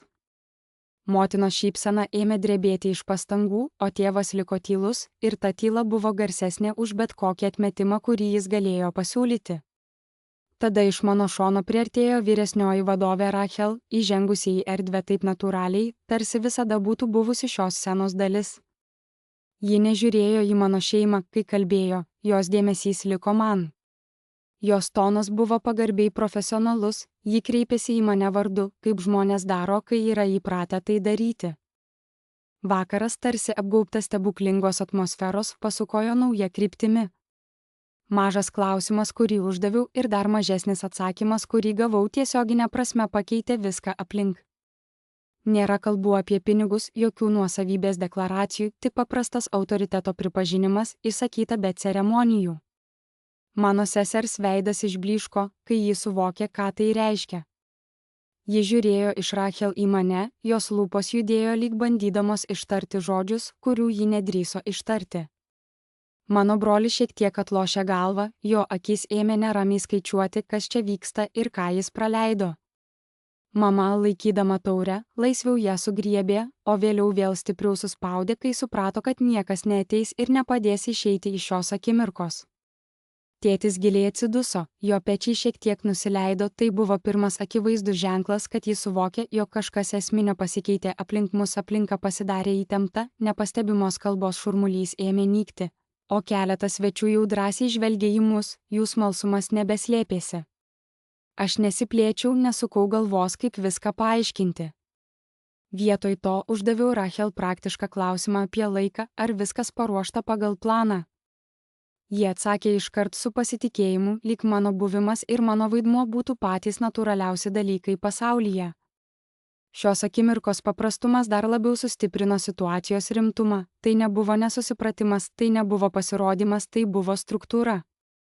Sesuo žvilgtelėjo į telefoną, tačiau tuoj pat nukreipė žvilgsnį kitur, instinktyviai suprasdama, kad šios akimirkos negalima užfiksuoti ar iškreipti.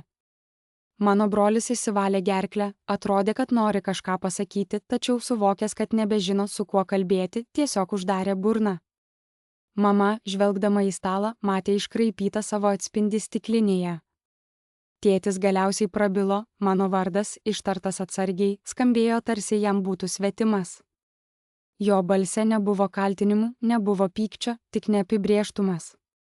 Kai išgirdau savo vardą, kažkas suspaudė mano krūtinę, akimirkai vėl tapau tuo 8-mečiu, laukiančiu, kad jis pastebėtų mano sukurtą dalyką, ką aš didžiavausi, laukiančiu, kad jis mane pamatytų. Neatsakiau ne todėl, kad norėjau jį nubausti, bet todėl, kad nepasitikėjau savo balsu. Bet koks paaiškinimas sumažintų smūgį, leistų jiems aiškintis ar perinterpretuoti, o tiesą sakant buvau įsigandęs, kad jei pradėsiu kalbėti, galiu pasakyti per daug. Galiu įsakyti viską, ką laikiau savyje metų metus, ir tai nebuvo ta vieta. Kai kurie svečiai, pritraukti energijos pokyčio, pakilo. Vienas iš jų pasveikino mane, kitas ištarė trumpą padėkos žodį. Jų gestai buvo mandagus ir susivaldę, kiekvienas toks sąlytis tik didino atstumą tarp mano šeimos ir mūsų aplinkos. Kambaryje, kur buvo manoma, kad jie turi valdžią, niekas nesidomėjo, kaip jiems sekasi, niekas nepatikrino jų komforto. Socialiniai signalai, kuriais jie rėmėsi, buvo išnykę, palikdami juos atvirus tokiu būdu, kokio jie niekada anksčiau nebuvo patyrę. Mano sesuo prisiminė vaizdo įrašą ir aš pamačiau tai jos akyse, kaip jos veidas sukietėjo, kai praeitis susidūrė su dabartimi. Mano brolis prisiminė savo komentarą, tas atsitiktinis žiaurumas vėl iškilo, sukeldamas jam diskomfortą. Mama prisiminė juoką, kurį ji buvo išgirdusi, ir šis prisiminimas sunkiai nusėdo ant jos pečių. Tėvas prisiminė kiekvieną kartą, kai jis kalbėjo už mane, apibrėžė mane, sumažino mano vertę, ir pirmą kartą tie prisiminimai nebeatrodė kaip autoritetas, o kaip įrodymai. Aš likau ten, kur buvau, leisdamas kambariui tyliai reorganizuotis. Šis momentas nebuvo apie jų pažeminimą, Tai tikrai nebuvo. Dalelė manęs norėjo, kad galėčiau tai paaiškinti, nenorėjau, kad jie kentėtų, tiesiog norėjau, kad jie pamatytų skirtumą, net jei jis tuo metu atrodė nesvarbus. Galiausiai Rachel grįžo prie mano pusės, subtilus signalas, kad laikas judėti toliau. Aš linktelėjau jai ir šiek tiek pasisukau, kūnu pasisukdamas nuo šeimos, nesiekdamas jų atstumti. Tai buvo mažas judesys, bet jis pasakė viską. Aš buvau čia ne tam, kad su jais susidurtų, o tam, kad atlikčiau savo darbą. Žengdama žingsnį atgal, staiga pajutau ašarų dūzgesį akise. Greitai pamiršau jas, dėkodama likimui, kad dabar esu atsukusi jiems nugarą. Tai buvo sunkiau nei maniau, nors kai kuriais aspektais lengviau, o kai kuriais labiau skausminga. Šio momento fantazija niekada neapėmė skausmo, kuris jį lydėjo. Tyla sekė mane akimirkai, kol pagaliau išsiskyrė į šnabždesius ir vėl prasidėjo pokalbiai. Mano šeima liko prie stalo, apsupta žmonių, tačiau visiškai viena. Dėmesio centras, kurį jie taip troško, buvo pakeistas kažkuo šaltesniu ir kur kas nepatogesniu.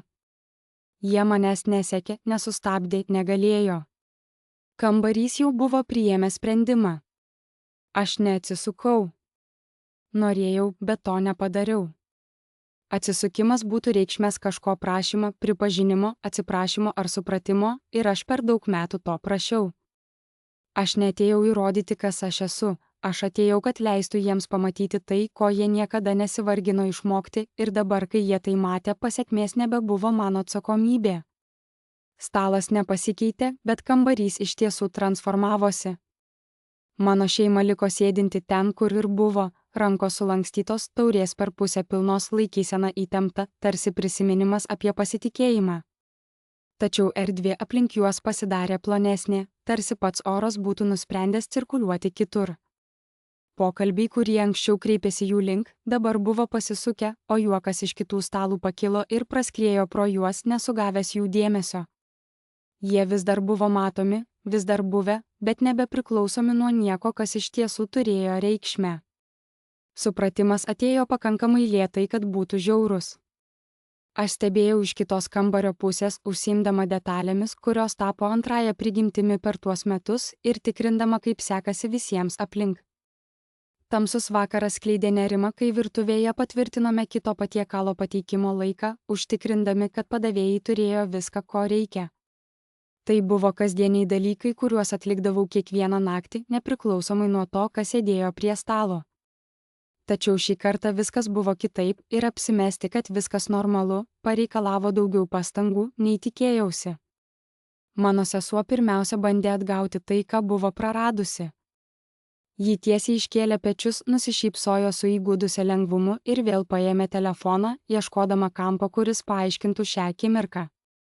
Ji palietė ekraną, patikrino ryšį, pakoregavo kampą ir tada pradėjo tiesioginę transliaciją su trapia šviesa, kuri niekada nepasiekė jos akių. Komentarai nepasipylė, žiūrovų skaičius sustojo, tada ėmė kristi. Ji per daug garsiai nusijuokė iš kažko, ko niekas nebuvo pasakęs ir staiga uždarė transliaciją, jos ranka drebėjo vos pastebimai. Padėjusi telefoną, ji daugiau jo nebeėmė. Žiūrėdama į ją, pajutau, kaip kažkas susisuko mano skrandyje. Tai nebuvo paprastas nusivylimas, tai buvo kažkas sudėtingesnio. Mano sesuo buvo sukūrusi visą savo tapatybę aplink tai, kad ją stebi, o dabar stebėjimas virto kažkuo visiškai kitu. Žinojau, ką tai reiškia, jausmą, kai žemė slysta po kojomis, kai manei, kad puikiai žinai, kur stovi. Mano brolis atsilošė atgal ir pradėjo skenuoti kambarį, ieškodamas pažįstamų veidų, kurie anksčiau reaguodavo į jo linktelėjimą ar pakeltą taurelę.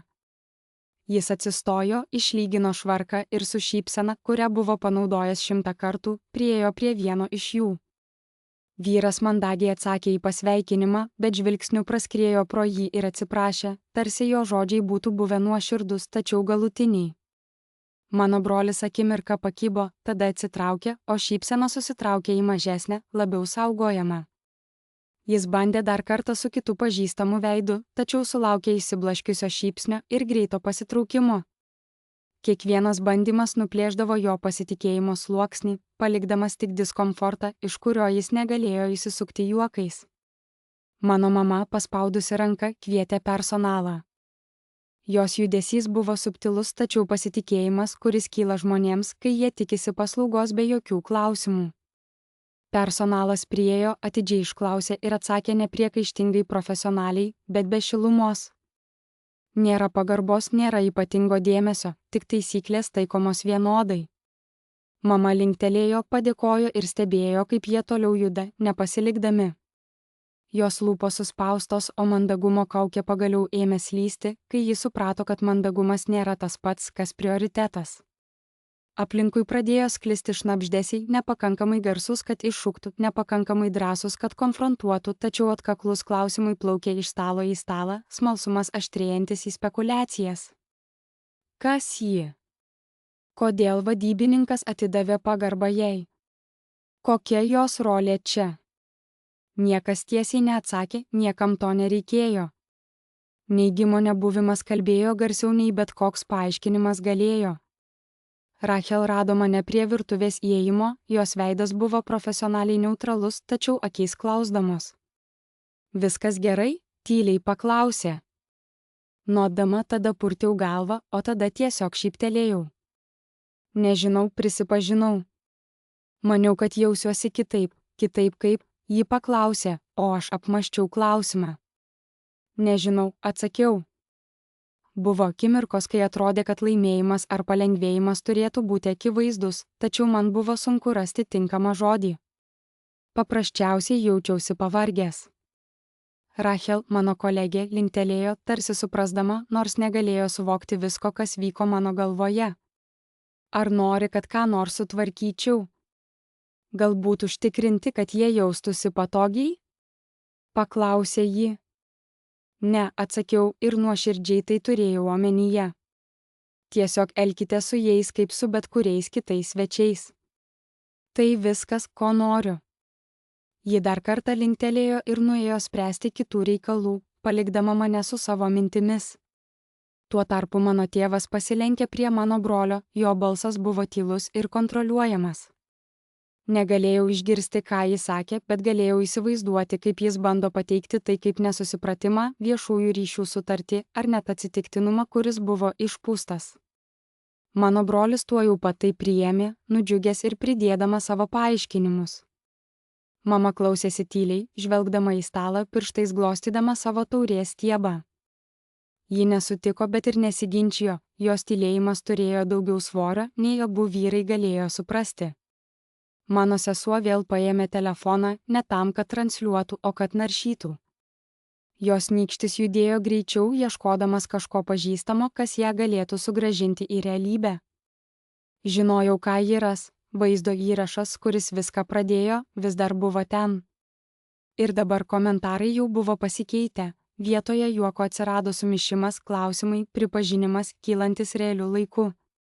Ji netyčia perskaitė vieną komentarą. Palauk, ar tai ne jos vieta? Po to sekė kitas, dar vienas ir kiekvienas jų stiprino nerimą, kuris augo jos krūtinėje. Iš tolo mačiau, kaip jos pečiai šiek tiek susikūprino, kaip ji užrakino telefoną ir žvelgė į priekį, tarsi atsisakydama matyti, kas jau buvo pamatyta. Mano brolis, nors ir nenorėdamas, pažvelgė į jos ekraną. Jo žandikaulis įsitempė, kai jis atpažino pokyčius. Jis naršė savo pranešimuose, o jo komentarų žiaurumas vėl iškilo iš ekrano nuotraukų ir atsakymų, kurių jis nesugebėjo pašalinti pakankamai greitai. Mama užmerkė akis, svorio našta visiškai pasiekė jos širdį. Ji suprato tai, ko kiti dar nesuvokė, tai nebuvo tik apie šią naktį. Tai buvo apie nuolatinumą, apie tai, kad internetas nepamiršta, kad juokas palieka pėdsaką, kurio jokių būdų negalima išvalyti. Ji atvėrė akis ir pažvelgė ten, kur stovėjau. Mūsų žvilgsniai susitiko vos akimirkai, kol aš nusisukau. Nebuvau pasiruošęs susidurti su tuo, kas lypėjo jos akyse. Galbūt nekada nors, galbūt niekada. Tuo tarpu mano tėvo balsas tapo tvirtesnis, jo nepritarimas virto dirginimu. Jis vėl pakėlė taurę, bandydamas atgaivinti seną ritualą, tačiau tas gestas pasidarė tuščias, tai buvo įprotis praradęs kontekstą. Kambarys tęsė veiklą be jų. Aš grįžau prie savo darbo, tikrindama serverį, kuris atrodė visiškai sutrikęs. Reguliavau stalo nustatymus, kurie iš tikrųjų nereikalavo jokių pokyčių, atlikdamas visus tuos smulkius darbus, kurie užimdavo mano rankas ir neleido mintims pasinerti į teritoriją, kuriai dar nebuvau pasiruošęs. Tai nebuvo kerštas paremtas konfrontacija, tai buvo pasekmė kylanti iš atskleidimo ir aš mokiausi, kad pasekmės jaučiasi kitaip. Kai programa artėjo prie pabaigos, viskas atrodė sunkiau, sudėtingiau ir mažiau tvarkingai, nei galvojau. Mano šeima atrodė mažesnė, tarsi jų pasitikėjimas būtų išblėsęs po valandų tylos ir emocinio persiorientavimo. Jie atvyko tikėdami, kad gali suformuoti pasakojimą, tačiau dabar įsineždami suprato, kad kartą paleistos istorijos įgauna savas gyvybės. Aš stovėjau viduryje viso to ir man kilo klausimas, ar tai buvo užbaigimo jausmas, ar tik dar vienas pradžios taškas. Pirmą kartą mano vardas šioje patalpoje įgavo svorio, tačiau jis neatėjo iš manęs. Jis priklausė Viktorijai, renginių koordinatoriai, su kuria dirbau jau 6 metus. Ji buvo šalia, kai pasirašiau nuomos sutartį šiai pastatui, kai nemiegodamas praleidau 3 paras prieš mūsų pirmą didelį renginį, kai aš verkiau sandėliuke po to, kai vienas recenzentas mūsų maistą pavadino transcendentiniu. Ir aš pagaliau pradėjau tikėti, kad tai iš tiesų gali pavykti. Jos balsas buvo aiškus ir ramesnis, pakilęs pakankamai, kad pertrūktų aplinkinių šurmulio garsas, kai programa judėjo link savo uždarimo padėkų. Ji nesukūrė dramatiškos atmosferos, nesukėlė įtampos, tiesiog trumpai sustojo, nusišypsojo auditorijai ir padėkojo tiems, kurie padėjo šią vakarą paversti realybę. Kai ji ištarė mano vardą, ji tai padarė taip, kaip profesionalai sako svarbių žmonių vardus, lengvai su pasitikėjimu, tarsi niekada nebūtų buvę jokių abejonių. Ji nesiaiškino, nesigilino, nesigėrėjo mano link. Ji tiesiog judėjo toliau ir tai buvo pati galingiausia dalis. Kambarys reaguoja ne su šūksniais ar ovacijomis, bet su subtiliu persiorientavimu, tai ką gali pajusti, o ne išgirsti. Kolektyvinis dėmesio pasukimas ir nusėdimas į naują vietą. Jaučiau, kaip tai skleidžiasi aplink ir trumpam nežinojau, ką daryti su savo rankomis. Ilgą laiką buvau nematomas tokiose patalpose, kad matomumas atrodė svetimas, tarsi vilkėčiau drabužius, kurie man netiko. Norėjau pasitraukti į pažįstamą nepastebėjimo komfortą, tačiau privertiau save stovėti, kvėpuoti ir užimti vietą, kurią buvau užsidirbęs. Kelio žmonių akys nukrypo į mane, smalsumas buvo sumaišytas su pripažinimu. Tada jie padarė dar ką nors labiau pasakančio, elgėsi taip, lyg ši informacija visada būtų buvusi akivaizdi. Vyras, su kuriuo kalbėjau anksčiau, pakėlė taurę mano link, nesukeldamas ceremonijų.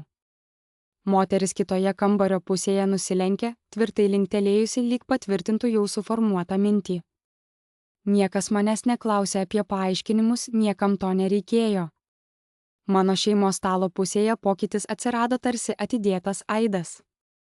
Mano mama staiga pakėlė galvą, kai išgirdo mano vardą, jos akys ieškojo Viktorijos veido konteksto, kuris nebuvo pateiktas. Mano brolis sustingo, jo ranka buvo per vidurį pakelta į taurę, tada jis ją padėjo, lyg nežinotų, ką su ja daryti. Mano sesers pečiai sukietėjo, akis žvalgėsi nuo scenos iki auditorijos, sekdamos reakcijas, kurių ji negalėjo kontroliuoti. Tuo tarpu mano tėvas atsilošė, jo veidas buvo sunkiai perskaitytas.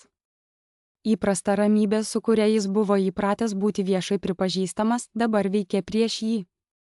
Pamančius, kad šis pripažinimas nebuvo jo, žmonės pradėjo judėti. Ne visi vienu metu, neskubėdami, bet su tikslu. Visiškai natūraliai, kaip grupės, kurios jaučia gravitaciją, jie suformavo ir vėl suformavo klasterį, artėjantį mano link. Jie pasveikino mane be jokių dvejonių, be jokių įžangų, tarsi visada buvome skirti kalbėtis, tarsi anksčiau egzistavusi siena tiesiog išnyko. Kelias iš jų paminėjo renginį, padėkojo man už mano vaidmenį jame, nesigilindami į detalės, ir nuėjo toliau, pasitikėdami mainais. Tai nebuvo pagirimai, tai buvo sutarimas ir šis jausmas buvo keistas, nuostabus ir baisus vienu metu. Victorė tęsė programą, nesijausdama sutrikusi dėl po paviršiumi slypinčio judėjimo, kurį ji buvo sukėlusi. Tai buvo svarbu. Ji nebuvo aktyvistė, ji tiesiog atliko savo darbą ir, darydama jį gerai, padarė pripažinimą neabejotiną. Mano tėvas bandė įsikišti. Jis pakilo iš kėdės ir priėjo prie pokalbio, kurį turėjau su 2 vadovais. Jo šypsena buvo mandagi, tačiau laikas, kuriuo jis priėjo, buvo kiek nepatogus. Pamačiau jį artėjant ir pajutau, kaip suspaudė skrandį. Dalelė manęs norėjo jį pasveikinti ir sušvelninti situaciją, kaip visada dariau, kita dalis norėjo tiesiog apsisukti ir ignoruoti jį. Aš nepadariau nei vieno, nei kito. Tiesiog tęsiau pokalbį, leisdamas jam likti grupės pakraštyje, kol vienas iš vadovų šiltai jį pasveikino, išklausė ir tada, pažvelgęs į laikrodį, atsiprašė. Mano tėvas trumpam liko vienas, o jo pasitikėjimas greitai virto kažkuo labiau atsargiu. Aš nesijaučiau kaip nugalėtojas, labiau jaučiau liūdesį. Tai buvo mano tėvas, žmogus, kuris išmokė mane važiuoti dviračiu, kuris naktimis būdavo šalia manęs, kai padėdavo su moksliniais projektais pradinėje mokykloje, kol viskas pasikeitė. Kol mano brolis tapo akivaizdžiu įpėdiniu, o sesuo žvaigžde, o aš akivaizdžiu antrarūšiu. Klausiau savęs, ar jis prisiminė tas naktis, ar žinojo, kiek jos man reiškia, kaip ilgai jas saugojau kaip įrodymą, kad jis kadaise mane mylėjo, prieš tai, kai tapau nebeįdomus jo sėkmės įvaizdžiui. Mano brolis bandė pasielgti panašiai po kelių akimirkų, įsiterpdamas į diskusiją su juoku, kuris kitaip tariant būtų pasisekęs bet kurioje kitoje erdvėje, bet kurią kitą naktį. Tačiau čia jis paslydo, o pokalbis be komentarų pasisuko toliau nuo jo, ne nemaloniais būdais, tiesiog ryžtingai. Aš nesijaučiau kaip nugalėtojas, jausmas buvo kitoks. Mane nustebino, kad nebuvo jokio adrenalino antplūdžio, jokio išsivadavimo, tik ramus aiškumas, koks būna, kai ilgai trunkantis disbalansas galiausiai išsilygina. Kitoje salės pusėje mano sesuo lenkėsi link mamos, jos balsas buvo per žemas, kad galėčiau išgirsti, tačiau jos išraiška skleidė skubumą. Mama atsakė vienu sakiniu, jos lūpos buvo suspaustos, akis greitai pažvelgė į mane ir vėl nusuko žvilgsnį. Po to mama vėl kalbėjo tyliai, vos girdimai net ir iš mano pozicijos. Mes buvome neteisūs, pasakė ji, ne kaip pasirodymas, ne kaip maldavimas, o kaip faktas. Kai tai išgirdau, kažkas mano viduje įtrūko. Buvo 3 mažo žodžių, kurių laukiau visą savo gyvenimą. Jie nesugebėjo išspręsti jokių problemų, nebuvo atsiprašymas, paaiškinimas ar pažadas keistis, bet jie buvo tikri ir mano mama juos ištarė garsiai. Tai turėjo savo reikšmę, nors dar nesupratau, ką tiksliai. Victorija baigė savo segmentą ir dar kartą padėkojo auditorijai. Ji užfiksavo mano žvilgsnį, kai nusileido nuo mažos platformos ir davė man nedidelį linktelėjimą, draugė pripažino kitą draugę, kolegė įvertino gerai atliktą darbą. Toks paprastas, bet kartu ir labai reikšmingas momentas. Kai švieso šiek tiek nustelbė, o svečiai pradėjo judėti link išėjimų, aš pasilikau prie kambario krašto. Ne dėl to, kad norėjau slėptis, bet kad galėčiau įkvėpti erdvės, kuri atsivėrė. Tuo momentu supratau, kiek daug energijos praleidau per metus, bandydama save perteikti, švelninti savo kraštus, laukti leidimo būti matoma. Dabar man to leidimo nebereikėjo, jis buvo suteiktas be mano prašymo žmonių, kurie neturėjo nieko bendro su mano šeimos istorija, kurie matė tik tai, kas buvo prieš juos ir reaguodavo atitinkamai. Stebėjau savo šeimą, kaip jie rinkosi savo daiktus. Jų judesiai buvo lėti, apgalvoti, tarsi kiekvienas žingsnis būtų naujas prisitaikymas. Jie nepriėjo manęs, o aš nepriėjau jų. Atstumas tarp mūsų atrodė tinkamas šiuo metu. Galbūt kada nors jis sumažės, o gal ir ne. Nebežinojau, kokio rezultato tikėjausi. Kartais labiausiai išlaisvinantis momentas yra ne tas, kai pati pasisakai, o tas, kai kas nors kitas tai ištaria garsiai ir pasaulis išgirsta. Tada pagaliau pradedi tikėti, kad esi verta būti išgirsta visą laiką. Programa tęsiasi be jų, ne staiga, ne žiauriai, o su tyliu užtikrintumu, kuris laukia leidimo. Buvo skambinami vardai, pripažįstami pasiekimai, plojimai kilo, nusileido ten, kur buvo skirti ir vėl nutolo. Mano šeima sėdėjo ir stebėjo viską, lyg srovė šiek tiek pasikeitė, o jų stalas liko nepaliestas. Kai vakaras artėjo prie pabaigos, aš užsiėmiau savo reikalais, bet vis tiek pasitaikydavau pažvelgti į jų pusę. Sakiau sau, kad tai yra geros šeimininkės pareiga – stebėti kambarį. Bet tai nebuvo visa tiesa, dalis manęs vis dar buvo ta maža mergaitė šeimos vakarienės metu, stebinti nuotaikas, numatanti pokyčius, pasiruošusi tam, kas sekė. Kai kurios įpročiai užtrunka ilgiau, kad atsikratytum. Mano tėvas pasitaisė savo kėdėje, ištiesė švarką ir pažvelgė į sceną, lyg būtų praleidęs ženklą. Bet to nebuvo, programa vyko tiksliai pagal planą, jis tiesiog nebuvo jos dalis. Personalas judėjo per kambarį įprastu efektyvumu, bet kai jie pasiekė mano šeimos stalą, skirtumas tapo akivaizdus. Aptarnavimas atėjo, aptarnavimas išvyko, jokių pauzių, jokių papildomų patikrinimų, jokių subtilių klausimų apie tai, ar reikia dar ko nors. Mažos nematomos nuostatos, kuriomis mano šeima buvo pripratusi, dingo, jų vietą užėmė kažkas plokščio ir lygiai, tiesiog taikomos taisyklės bei išimčių. Prieš renginį buvau aiškiai nurodžiusi savo komandai, elkite su jais kaip su bet kuriais kitais svečiais, profesionalus mandagumas. Niekas nesvarstė, niekas neklausė, ir tai buvo taip. Nuostoliai kaupėsi tyliai, o pokalbis su mano tėvu baigėsi anksčiau nei turėjo. Mano brolis paspaudė ranką, bet atsakymo nesulaukė. Sesuo kartą paklausė apie projektus ir pasiekimus, bet niekas neatsakė. Niekas nebuvo nedėkingas, tačiau ir susižavėjimo nebuvo, abejingumas įsivyravo labiau nei bet koks atmetimas. Vėl stovėjau prie virtuvės įėjimo, stebėdamas be jokio tikslo. Rachel atėjo šalia su užrašų lapu ir klausimu apie kitą savaitę vyksiantį privatų renginį. Atsakiau automatiškai, mano mintys vis dar klajojo per kambarį. Ar tau gerai? Tyliai paklausė ji, kai baigėme. Apsvarstydamas galimybę meluoti, kad viskas gerai ir kad tai, ką patiriu, yra būtent tai, ko norėjau, galiausiai pasakiau, nežinau. Keista. Keista, kaip ilgai svajojau apie tai, kaip jausčiausi, jei jie pagaliau mane pamatytų. Dabar jie mane mato, bet jaučiuosi nedidžiuodamasis, o tiesiog liūdnai. Rachel nesistengė to taisyti, nesuteikė paguodos. Ji tiesiog stovėjo šalia manęs akimirką, tada švelniai suspaudė mano ranką ir grįžo prie darbo. Kitoje kambario pusėje mano mama žvilgtelėjo į mane, bet greitai nusuko žvilgsnį. Tėtis sėdėjo ramiai, rankos surištos, tačiau jo ramybė atrodė įtempta. Sesuo pirštu piešė raštą ant stalo, o brolis žiūrėjo į laikrodį, nekantrumas pakeitė pasitikėjimą. Jie atrodė pasiklydę ir tai buvo nemalonu stebėti. Visą gyvenimą jie judėjo po pasaulį su žmonėmis, kurie niekada nebuvo pasakę, kad jie neturi teisės priklausyti. Dabar ta tikrovė buvo prarasta ir jie nežinojo, kur dėti rankas. Aš nesikišau, nesiekiau suteikti paguodos ar paaiškinimų, ne todėl, kad norėjau, jog jie kentėtų, bet todėl, kad nežinojau, ką galėčiau pasakyti, nes tai nebebuvo nesusipratimas, kurį reikėjo taisyti. Tai buvo perkalibravimas, o perkalibravimas užtrunka. Kai programa artėjo prie pabaigos, mano šeima atsargiai rinko savo daiktus, judesiai buvo apgalvoti, tarsi stengtųsi nepritraukti dėmesio, kuris nebeveikė. Kai jie pakilo, niekas nepakilo su jais.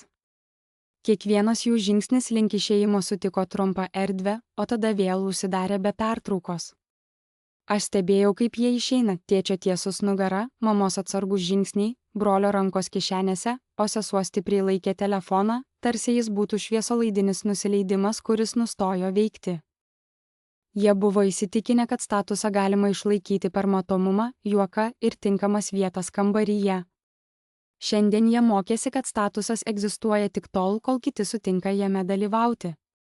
Dalelė manęs norėjo bėgti paskui juos, pasakyti ką nors, paklausti, ar yra mūsų versija, galinti egzistuoti be hierarchijos, favoritizmo ar tylaus aplaidumo.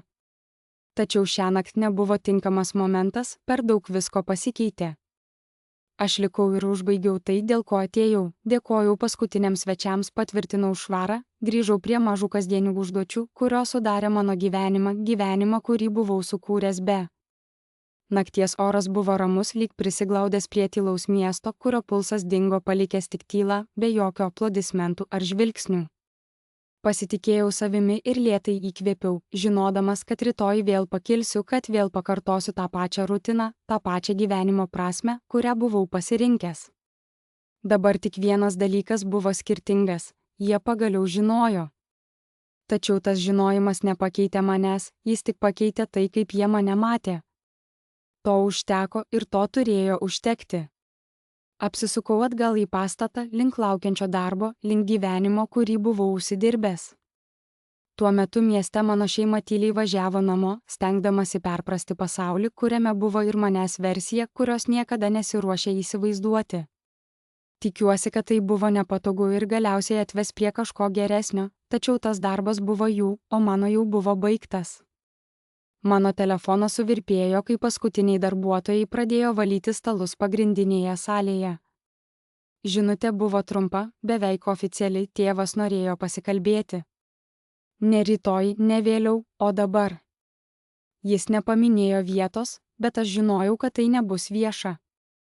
Nešiodama šią mintį pasakiau, kur esu ir laukiau. Mano rankos buvo stabilesnės, nei tikėjausi, tačiau širdis plaka greičiau, nei norėčiau pripažinti. Jau buvo pasikeitusi galios dinamika, mes tik bandėme prisitaikyti prie to, tėvas atvyko po kelių minučių, lėčiau nei įprasta, jo švarkas buvo sulankstytas ant rankos, o ne vilkimas kaip šarvai. Stovėjome šalia ramios koridoriaus pakankamai toli nuo išėjimų, kad niekas netyčia neproėtų pro šalį. Pastato garsai buvo užslopinti, juos pakeitė tolimi mechaniniai valymo garsai. Kažkur toli girdėjau, kaip Grace duoda nurodymus virtuvės komandai, įprasti garsai, įžeminantys garsai. Pirmą kartą gyvenime tėvas atrodė nesaugus, nežinodamas, kaip pradėti. Jis įsivalė gerklę, pažvelgė į grindis, o tada vėl į mane, lyg ieškotų manęs, kurį pažinojo, tačiau to žmogaus čia nebuvo. Manau, kad šiandien viskas vyko kitaip, nei kas nors tikėjosi, pagaliau pasakė jis. Tai nebuvo klausimas, tai nebuvo kaltinimas, tai buvo sakinys skirtas laiko laimėjimui. Nedelsdamas nesugebėjau atsakyti. Dalis manęs norėjo užpildyti tylą taip, kaip visada, palengvinti jam, sumažinti nepatogumą, tačiau tas instinktas buvo giliai įsišaknyjęs, išugdyta per dešimtmečius. Leidžiu tylai užsitęsti, kad ji taptų nepatogi, kad ji suvoktų, jog šį pokalbį vedu aš. Ji šiek tiek pasikeitė, o aš vėl pabandžiau. Jis paminėjo nesusipratimus, kaip greitai viskas išsivystė, kalbėjo apie šeimą, tačiau vengė detalių, lyg būtų praleidęs visą gyvenimą naršydamas atsakomybę. Kai atsiprašymas pagaliau atėjo, jis buvo kruopščiai supakuotas. Jis pasakė, kad gaila, jog viskas nuėjo per toli, kad jis apgailestauja, kaip situacija buvo sprendžiama. Tačiau jis nepaminėjo vaizdo įrašo, juoko ar komentarų, kurie liko matomi ilgai po juoko. Jis nepaminėjo mano. Kai žodžiai vargšas giminaitis buvo susieti su mano vardu, milijonai svetimų žmonių juos pamatė. Jo atsiprašymas skambėjo kaip bandymas sušvelninti žalą, o ne pripažinti padarytą skausmą. Klausydamas stengiausi nepertraukti, mano veidas buvo neutralus, o rankos sukryžiuotos priešai save, kad paslėptų lengvą drebulį, kuris jaučiausi netrukus prasivers. Atpažinau šią taktiką, augau su ja. Mano mama ir brolis prisijungė kažkurioje kalbos vietoje, patraukti instinkto ar būtinybės, nes nesu tikra, kas juos privertė ateiti. Jie matyt laukė šalia, stebėdami ir bandydami įvertinti, kaip klostosi pokalbis, prieš nuspręsdami ar kištis. Mama iš karto ėmė kalbėti paguodžiančiu tonu, kalbėjo apie gijimą, apie tai, kaip šeimos patiria įvairius etapus ir kad niekas iš to neturėtų apibrėžti mūsų ateityje. Ji nepasakė, kas tai buvo, ir nereikėjo, tai buvo akivaizdu. Mes visada buvome tokie artimi, tarė ji, ir mano krūtinėje kažkas susisuko, suvokdamas, kad tai buvo melas. Nenoriu, kad viena sunki naktis pakeistų mūsų santykius. Brolis bandė pašiepti situaciją su šypsena ir mostu. Ateik, tarė jis, mes visi kartais sakome kvailus dalykus. Ar prisimeni, kai aš tave pavadinau nertų prieš tavo šokių partnerę? Tu tai įveikiai, jis lygino vaikystės patyčią su virusiniu vaizdo įrašu, kuris išjuokė mane milijono akivaizdoje. Atstumas tarp to, ką jis suvokė, ir to, kas iš tikrųjų įvyko, atrodė neįveikiamas. Galiausiai atėjo mano sesuo, stovėdama šiek tiek atskirai nuo kitų, su sukryžiuotomis rankomis ir atsargiu, bet budriu žvilgsniu. Ji nieko nesakė, tik stebėjo ir man kilo klausimas, kas vyksta jos galvoje, ar jau suprato, ką padarė, ar dar skaičiuoja, kaip tai paversti turiniu. Niekas nesakė mano vardo, niekas nepaminėjo elgesio, kuris padarė šį vakarą neišvengiamų. Jie norėjo pereiti prie sprendimo, nesėdėdami atsakomybėje. Leidau jiems kalbėti, kol jų žodžiai pasibaigė. Mamos balsas aprimo kalbant apie šeimos pietus ir šventes, o brolio pokštas liko ore neatsakytas. Tėtis stovėjo su rankomis kišenėse, žvelgdamas kažkur už mano peties. Po tylos buvo sunku, ji buvo kupina visko, ko jie nesakė. Kai pagaliau prakalbau, mano balsas šiek tiek drebėjo. Pirmiausia sustojau, giliai įkvėpiau ir pradėjau dar kartą, šįkart tyliau, apgalvotai galutinai. Tas vaizdo įrašas nebuvo nesusipratimas, pasakiau. Tai buvo pasirinkimas. Pasirinkote filmuoti mane be mano sutikimo. Pasirinkote viešai mane išjuokti. Pasirinkote komentuoti, patikti ir juoktis. Tai buvo pasirinkimai. Mano sesuo atidarė burną, norėdama įsiterpti, bet aš pakėliau ranką. Dar nesu baigusi, tariau, ir ji uždarė burną. Visą savo gyvenimą buvau ta lengva. Ta, kuri nereikalavo dėmesio, kuri nesukėlė problemų, kuri tiesiog atėjo, padėjo ir niekada nieko neprašė mainais. Ir aš tai dariau, nes maniau, kad galiausiai, jei būsiu pakankamai gera, pakankamai tyliai, pakankamai naudinga, jūs mane pamatysite, iš tikrųjų pamatysite. Mano balsas šiek tiek sudrebėjo paskutiniais žodžiais, ko nesitikėjau. Bet vis tiek tęsiau, jūs to niekada nepadarėte ir aš padariau savo. Tylus vakaras, apšviestas tik švelnios šviesos, buvo kupinas įtampos. Aš jausdavau, kaip mano širdis plakėsi greičiau, kai pradėjau kalbėti. Nežinojau, kaip įmanoma, kad mano šeima, kurią mylėjau, galėjo mane paversti juokais. Nesutinku su tuo, kad būčiau sumažinta, kad mano orumas būtų laikomas mažiau svarbiu už jūsų pramogas, pasakiau, nusprendęs pasakyti tiesą. Kreipiausi į tėvą, kuris atrodė sukrėstas mano žodžių. Tu žiūrėjai tą vaizdo įrašą, bet nepaklausei, kaip aš jaučiuosi. Tiesiog paklausei, ar nekelsiu problemų šeimai. Tai man parodė viską, ką turėjau žinoti apie mūsų santykius. Jis šiek tiek trūktelėjo, bet aš tai pastebėjau. Tada pažvelgiau į motiną. Tu visada sakydavai man būti atsargiai, kaip atrodau, bet niekada nesakydavai jiems būti atsargiems, kaip mane traktuoti. Visą savo gyvenimą praleidau stengdamasi sumažinti save, kad kiti jaustųsi patogiau. Pakanka, jos akys buvo drėgnos, ji ištiestų ranką, tačiau aš žengiau žingsnį atgal, ne iš žiaurumo, o iš aiškumo. Kreipiausi į brolį. Tu vadinai mane vargšų giminaičių prieš milijoną žmonių, nes manei, kad tai juokinga. Visada manei, kad gali mane pažeminti be pasekmių. Dabar sakau, kad yra pasekmių. Jis nusisuko, suspaudė žandikaulį. Galiausiai pažvelgiau į seserį. Tu sukūrei savo platformą, remdamasi autentiškumu, bet nieko autentiško nėra tame, kad žemini savo seserį dėl populiarumo. Nėra nieko, su kuo galėtum susitapatinti, kai kalbama apie žiaurumą. Tikiuosi, kad vieną dieną suprasi skirtumą tarp turinio ir žalos. Jos veidas neatspindėjo jokių žodžių, tačiau kažkas joje pasikeitė, galbūt gėda, galbūt supratimo pradžia. Aš giliai įkvėpiau, nes mano rankos jau tikrai drebėjo, tad stipriau jas suspaudžiau. Nesitikiu kitos atsiprašymo. Nenoriu viešo taisymo. Nežinau, ar galite tai ištaisyti. Aš tiesiog noriu pasakyti, ko tikiuosi ateityje. Pažvelgiau į kiekvieną jų, nesutinku su tuo, kad būčiau laikoma juokeliu tiek viešai, tiek privačiai. Neisiu į šeimos susibūrimus, kur aš turiu būti nematoma. Neapsiribosiu, kad jūs jaustumėtės didesni. Jei norite santykių su manimi, jie turi būti paremti abipusių pagarbą, o ne mano sutiktinumu tyliai priimti nepagarbą. Leidau šiems žodžiams sklisti ore, nes žinojau, kad jie turi svorį. O jei šie lūkesčiai nebus išpildyti, aš nesistengsiu aiškinti ar įtikinti.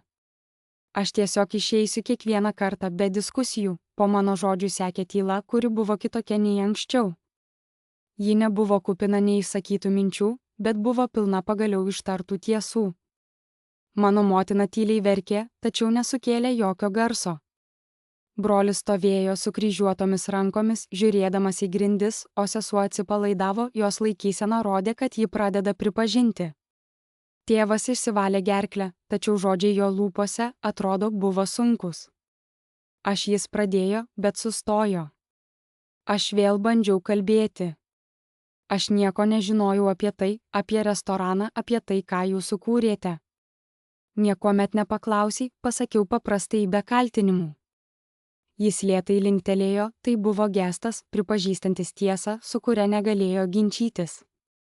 Tavo močiutė būtų didžiuojasi, tyliai pasakė mano motina apie Laurel. Buvo akimirka, kai viskas aplinkui sustojo. 5 iš mūsų stovėjo tyliai koridoriuje, kai aplink skambėjo tvarkymosi garsai. Mūsų šeima, kuri buvo su mumis, jau išvyko, o tai, kuo tapsime, dar nebuvo aišku. Galbūt niekuo, galbūt kažkuo visai kitu, gal net geresniu nei anksčiau. Ir kaip niekada anksčiau buvau pasiruošęs nežinoti. Tai nebuvo susitaikymas, tai buvo naujas apibrėžimas. Nemaniau, kad atsiribojau nuo jų, bet ir senosios mūsų versijos nebeįsivaizdavau. Siūliau trečią variantą, tokią galimybę, kuri nesukeltų jų komforto ar mano tylos. Galiausiai mano tėvas prabilo, jo balsas buvo tylus ir ramus. Aš suprantu, pasakė jis, nesiginčydamas ir nežadėdamas pokyčių. Jis tiesiog pripažino tai, ką pasakiau. Mano mama linktelėjo, nušluostydama ašaras, o brolis užšnabždėjo kažką, kas galėjo būti atsiprašau arba suprantu. Iš tiesų, sunku buvo pasakyti, ar tai išvis turėjo reikšmės. Tada mano sesuo pirmą kartą prabilusi, tarė, aš nuimsiu tą vaizdo įrašą, žiūrėjau į ją ilgai dėkodamas. Ačiū, bet turi žinoti, kad tai nieko neišsprendžia. Tai tik pradžia, ji linktelėjo. Žinojau, kad tai nebuvo viskas, tačiau buvo daugiau nei tikėjausi. Stovėjome dar akimirką, tarpas tarp mūsų nebuvo įtemptas, tiesiog apibrėžtas. Kai išsiskyrėme, nebuvo apkabinimų ar dramatiškų gestų, tik susikaupę linktelėjimai. Pradžia ar pabaiga, laikui bėgant parodys.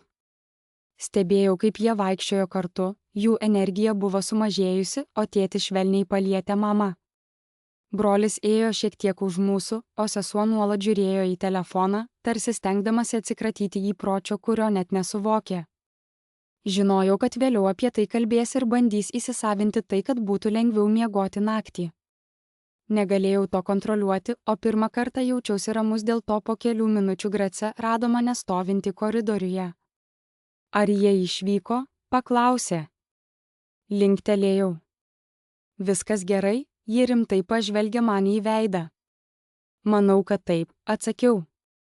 Manau, kad iš tiesų esu gerai, ji patenkinta linktelėjo. Gerai, nes kitą savaitę turime privačią šventę ir man reikės, kad sutelktum dėmesį. Nusijuokiau, netikėtai nustebę savimi. Būsiu pasiruošęs, pasakiau. Žinau, kad būsi, ji atsakė. Visada esi. Ir ji nuėjo atgal į virtuvę, grįždama prie darbo, kuriam nerūpėjo šeimos dramų ar virusinių vaizdo įrašų reikalai. Aš likau dar akimirką, leisdamas tylai apsupti mane, o tada žengiau į naktį. Vėsus oras suteikė man stabilumo, o miestas kaip visada skambėjo savo ritmu, nesirūpindamas tuo, kas ką tik įvyko. Tuo metu supratau, kad pasirinkimas, kurį padariau, nebuvo apie valdžią. Tai buvo kelionė į jėgą, kurią atradau savyje. Nebereikėjo man, kad kiti suprastų, kaip esu stipri. Neberodžiau jiems, kad pripažintų savo klaidas ar tobulo kalbėjimo meno. Man nebuvo reikalingas jų patvirtinimas, pritarimas ar pagaliau, kad mane pamatytų. Vienintelis dalykas, kurį norėjau, buvo, kad jie suprastų, jog niekada daugiau nesumažinsiu savęs dėl jų patogumų. Viskas, kas vyko toliau, priklausė jiems ir kad ir ką jie pasirinktų, aš būčiau gerai, nes turėjau Laurel, Grace, savo komandą ir man patinkantį darbą. Turėjau gyvenimą, kurį sukūriau savo rankomis, žingsnis po žingsnio, ir to buvo pakankamai. Visada buvo. Tiesiog to nežinojau iki šiol. Nusipraususi po apdovanojimų, kitą rytą atsikėliau be to skubėjimo, kurio tikėjausi. Nebuvo adrenalino šuolio, jokio instinktyvaus siekio pasiekti telefoną ir patikrinti reakcijas ar peržiūrėti akimirkas. Tyla mane nustebino. Mano kūnas jautėsi laisvas taip, kaip seniai nebuvo, lyg būčiau nešusi sunkią naštą tiek ilgai, kad pamiršau, kaip jaustis, kai ją nusidedu. Pailsėjusi minutę, klausydama įprastų naujo ryto garsų, supratau, kad mano mintys nesuka apie kitų nuomonės. Nebuvo noro aiškintis, pateisinti. Tyluma buvo švari. Lėtai judėjau per rytą, atlikdama smulkius darbus, nepasakodama jų savo. Kava skanavo kaip kava, o ne kaip kuras kitai pasirodymo daliai. Saulės spinduliai pro langą pateko ir liko ten, kur nukrito. Neperžiūrėjau nakties, nesiruošiau pokalbiams, kurie galbūt laukė. Pirmą kartą seniai mano protas nebuvo pasiruošęs gynybai, jis atrodė beveik tuščias, o ta tuštuma buvo erdvė, o ne praradimas. Prabėgus dienai, žinutės pradėjo plaukti ne kaip potvynis, bet kaip nuoseklus valdomas srautas. Kai kurios atėjo iš žmonių, kurie man buvo pažįstami tik iš tolo, kolegų, kurie anksčiau su manimi kalbėjo atsargiai, o dabar rašė su lengvumu, kurio anksčiau nebuvo. Kai kurie buvo iš tų, kurie mane atvirai nuvertino ir jų tonas staiga pasikeitė, jie tapo pagarbus, nesikreipiantys dėl atleidimo. Nebuvo dramatiškų atsiprašymų, jokių išpažinčių, tik pokyčių. Aš atsakiau į kai kurias, kitas ignoravau ir nejaučiau jokios kaltės. Nebeieškojau patvirtinimo, man to nebereikėjo. Laikui bėgant prisiminimai iškylo be kvietimo, ne aštrus, neskausmingi, tik akimirkos, kai buvau apibūdinta kaip kukli, be ambicijų, praktiška, o kartais tai reikšdavo, kad esu maža. Aš prisitaikiau prie balsų, laikysenos buvimo, kad padaryčiau kambarį patogesnį. Dabar aiškiai mačiau tą savo versijas, ne su gėda, bet su supratimu. Nebuvau neteisi, būdama tyli, buvau ankstyva. Taupiau energiją gyvenimui, kuris nereikalavo leidimo vystytis. Mano šeima, vėliau susisiekusi, tai darė apgalvotai, atspindinčiai naują mūsų santykių erdvę. Jokių juokelių, jokių palyginimų, jokių reitingų paslėptų kaip rūpestis. Pokalbiai buvo mandagus, atsargus, beveik formalūs. Kalbėjome apie logistiką, neutralius dalykus, planus, kurie nesusiję su artumu. Artumo stoka nesukėlė tuštumos, ji tapo erdve, kurioje galėjome laisvai judėti. Kai atėjo laikas ir saulė pradėjo leistis, aš pajutau, kaip senosios dinamikos, kurios kadaise mane apibrėžė, pamažu blėsta. Atstumas, kurį anksčiau laikiau atstumimu, dabar atrodė kaip ramybės forma, tarsi aš galėčiau laisvai kvėpuoti. Supratau, kad man jau nebereikėjo demonstruoti savo laisvės, keisti savo aprangą ar nuolat pasakoti tą pačią istoriją, kad įrodyčiau savo vertę. Mano noras būti pastebėtam po truputį išsisklaidė ir aš pradėjau rinktis tai, kas atrodė teisinga, nes tai teikė džiaugsmą, o ne dėl to, kad buvo būtina įrodyti kažką kitiems. Ta tyla tapo pasirinkimu, o ne automatiška būsena ir šis skirtumas buvo svarbesnis, nei galėjau tikėtis. Pasaulis atsakė atvirkščiai, galimybės atsirado be jokio triukšmo, pokalbiai atsidarė lengvai, o pagarba atėjo tyliai, ne kaip apdovanojimas, bet kaip nauja norma. Aš nebežavėjausi tuo, aš tiesiog priėmiau tai kaip gerą orą, žinodamas, kad jis gali pasikeisti, bet nejausdamas nerimo dėl to, kas gali nutikti. Supratau, kad kontrolė nėra apie rezultatų organizavimą, bet apie tai, ką esu pasiruošęs toleruoti. Vėlyvą popietę, žvelgdamas į savo atspindį langę, sustojau ne dėl to, kad atrodžiau kitaip, bet todėl, kad jaučiausi kitaip. Lengvesnis, taip, bet ir tvirtesnis. Senasis aš, laukęs didelio momento, kad viskas įgautų prasmę, atrodė toli kaip personažas, kurį buvau peraugęs. Man nereikėjo dramatiško triumfo, kad įrodytų mano vertę, man reikėjo ribų ir sustoti dėrybose dėl savo orumo. Pagalvojau apie keršto sąvoką ir kaip ji dažnai būna neteisingai suprasta. Tai nebuvo apie pažeminimą ar atsakomybę, net ne apie teisingumą, kaip dažnai tai vaizduojama. Tai buvo apie atsisakymą būti sutraiškomam kito naratyvo, atsisakymą priimti juoką kaip tiesos matą, atsisakymą susitraukti, kad kiti nejaustų savo diskomforto. Pokyčiai nebuvo mano aplinkybėse, o mano sutikime su jomis. Kai vakaras įsitvirtino, pajutau ramybę, kuri nepriklausė nuo to, kas bus toliau. Ateitis neturėjo būti apibriešta, aš pasitikėjau savimi, kad sutikščiau ją be šarvų. Istorija, kuria gyvenau, prarado savo galią ir jos vietoje atsirado kažkas tyliau, tvirčiau, mano. Man nebereikėjo perrašyti praeities, kad galėčiau judėti į priekį, man reikėjo tiesiog nustoti leisti jai nuspręsti apie dabartį. Anksčiau maniau, kad man reikia apibrėžiančio momento kažko neabejotino ir viešo, kad įrodytų savo vertę. Dabar matau, kaip mažai ši tikėjimo forma mane apribojo. Vertė nėra įrodoma, ji yra saugoma. Kai nustoji leisti kitiems nuspręsti, kas tu esi, visa kita savaime persitvarko aplink tą pasirinkimą. Pokytis neprisistato, jis tiesiog įsikuria ir gyvenimas tęsiasi kitaip, bet ne taip, kad reikalautų plojimų. Jei kada nors jautėtės nuvertinta savo šeimoje, jei žmonės juokėsi iš jūsų, nes nesipriešinote, žinokite, kad nesate vieni. Jei kada nors jums buvo pasakyta, kad esate per tylus, per paprastas, per daug arba nepakankamai geras, ir tai patikėjote, nes balsai buvo pažįstami, aš jūs matau. Kartais svarbiausias kerštas nėra triukšmingas, tai pasirinkti save ir leisti viskam kitam išnykti į foną.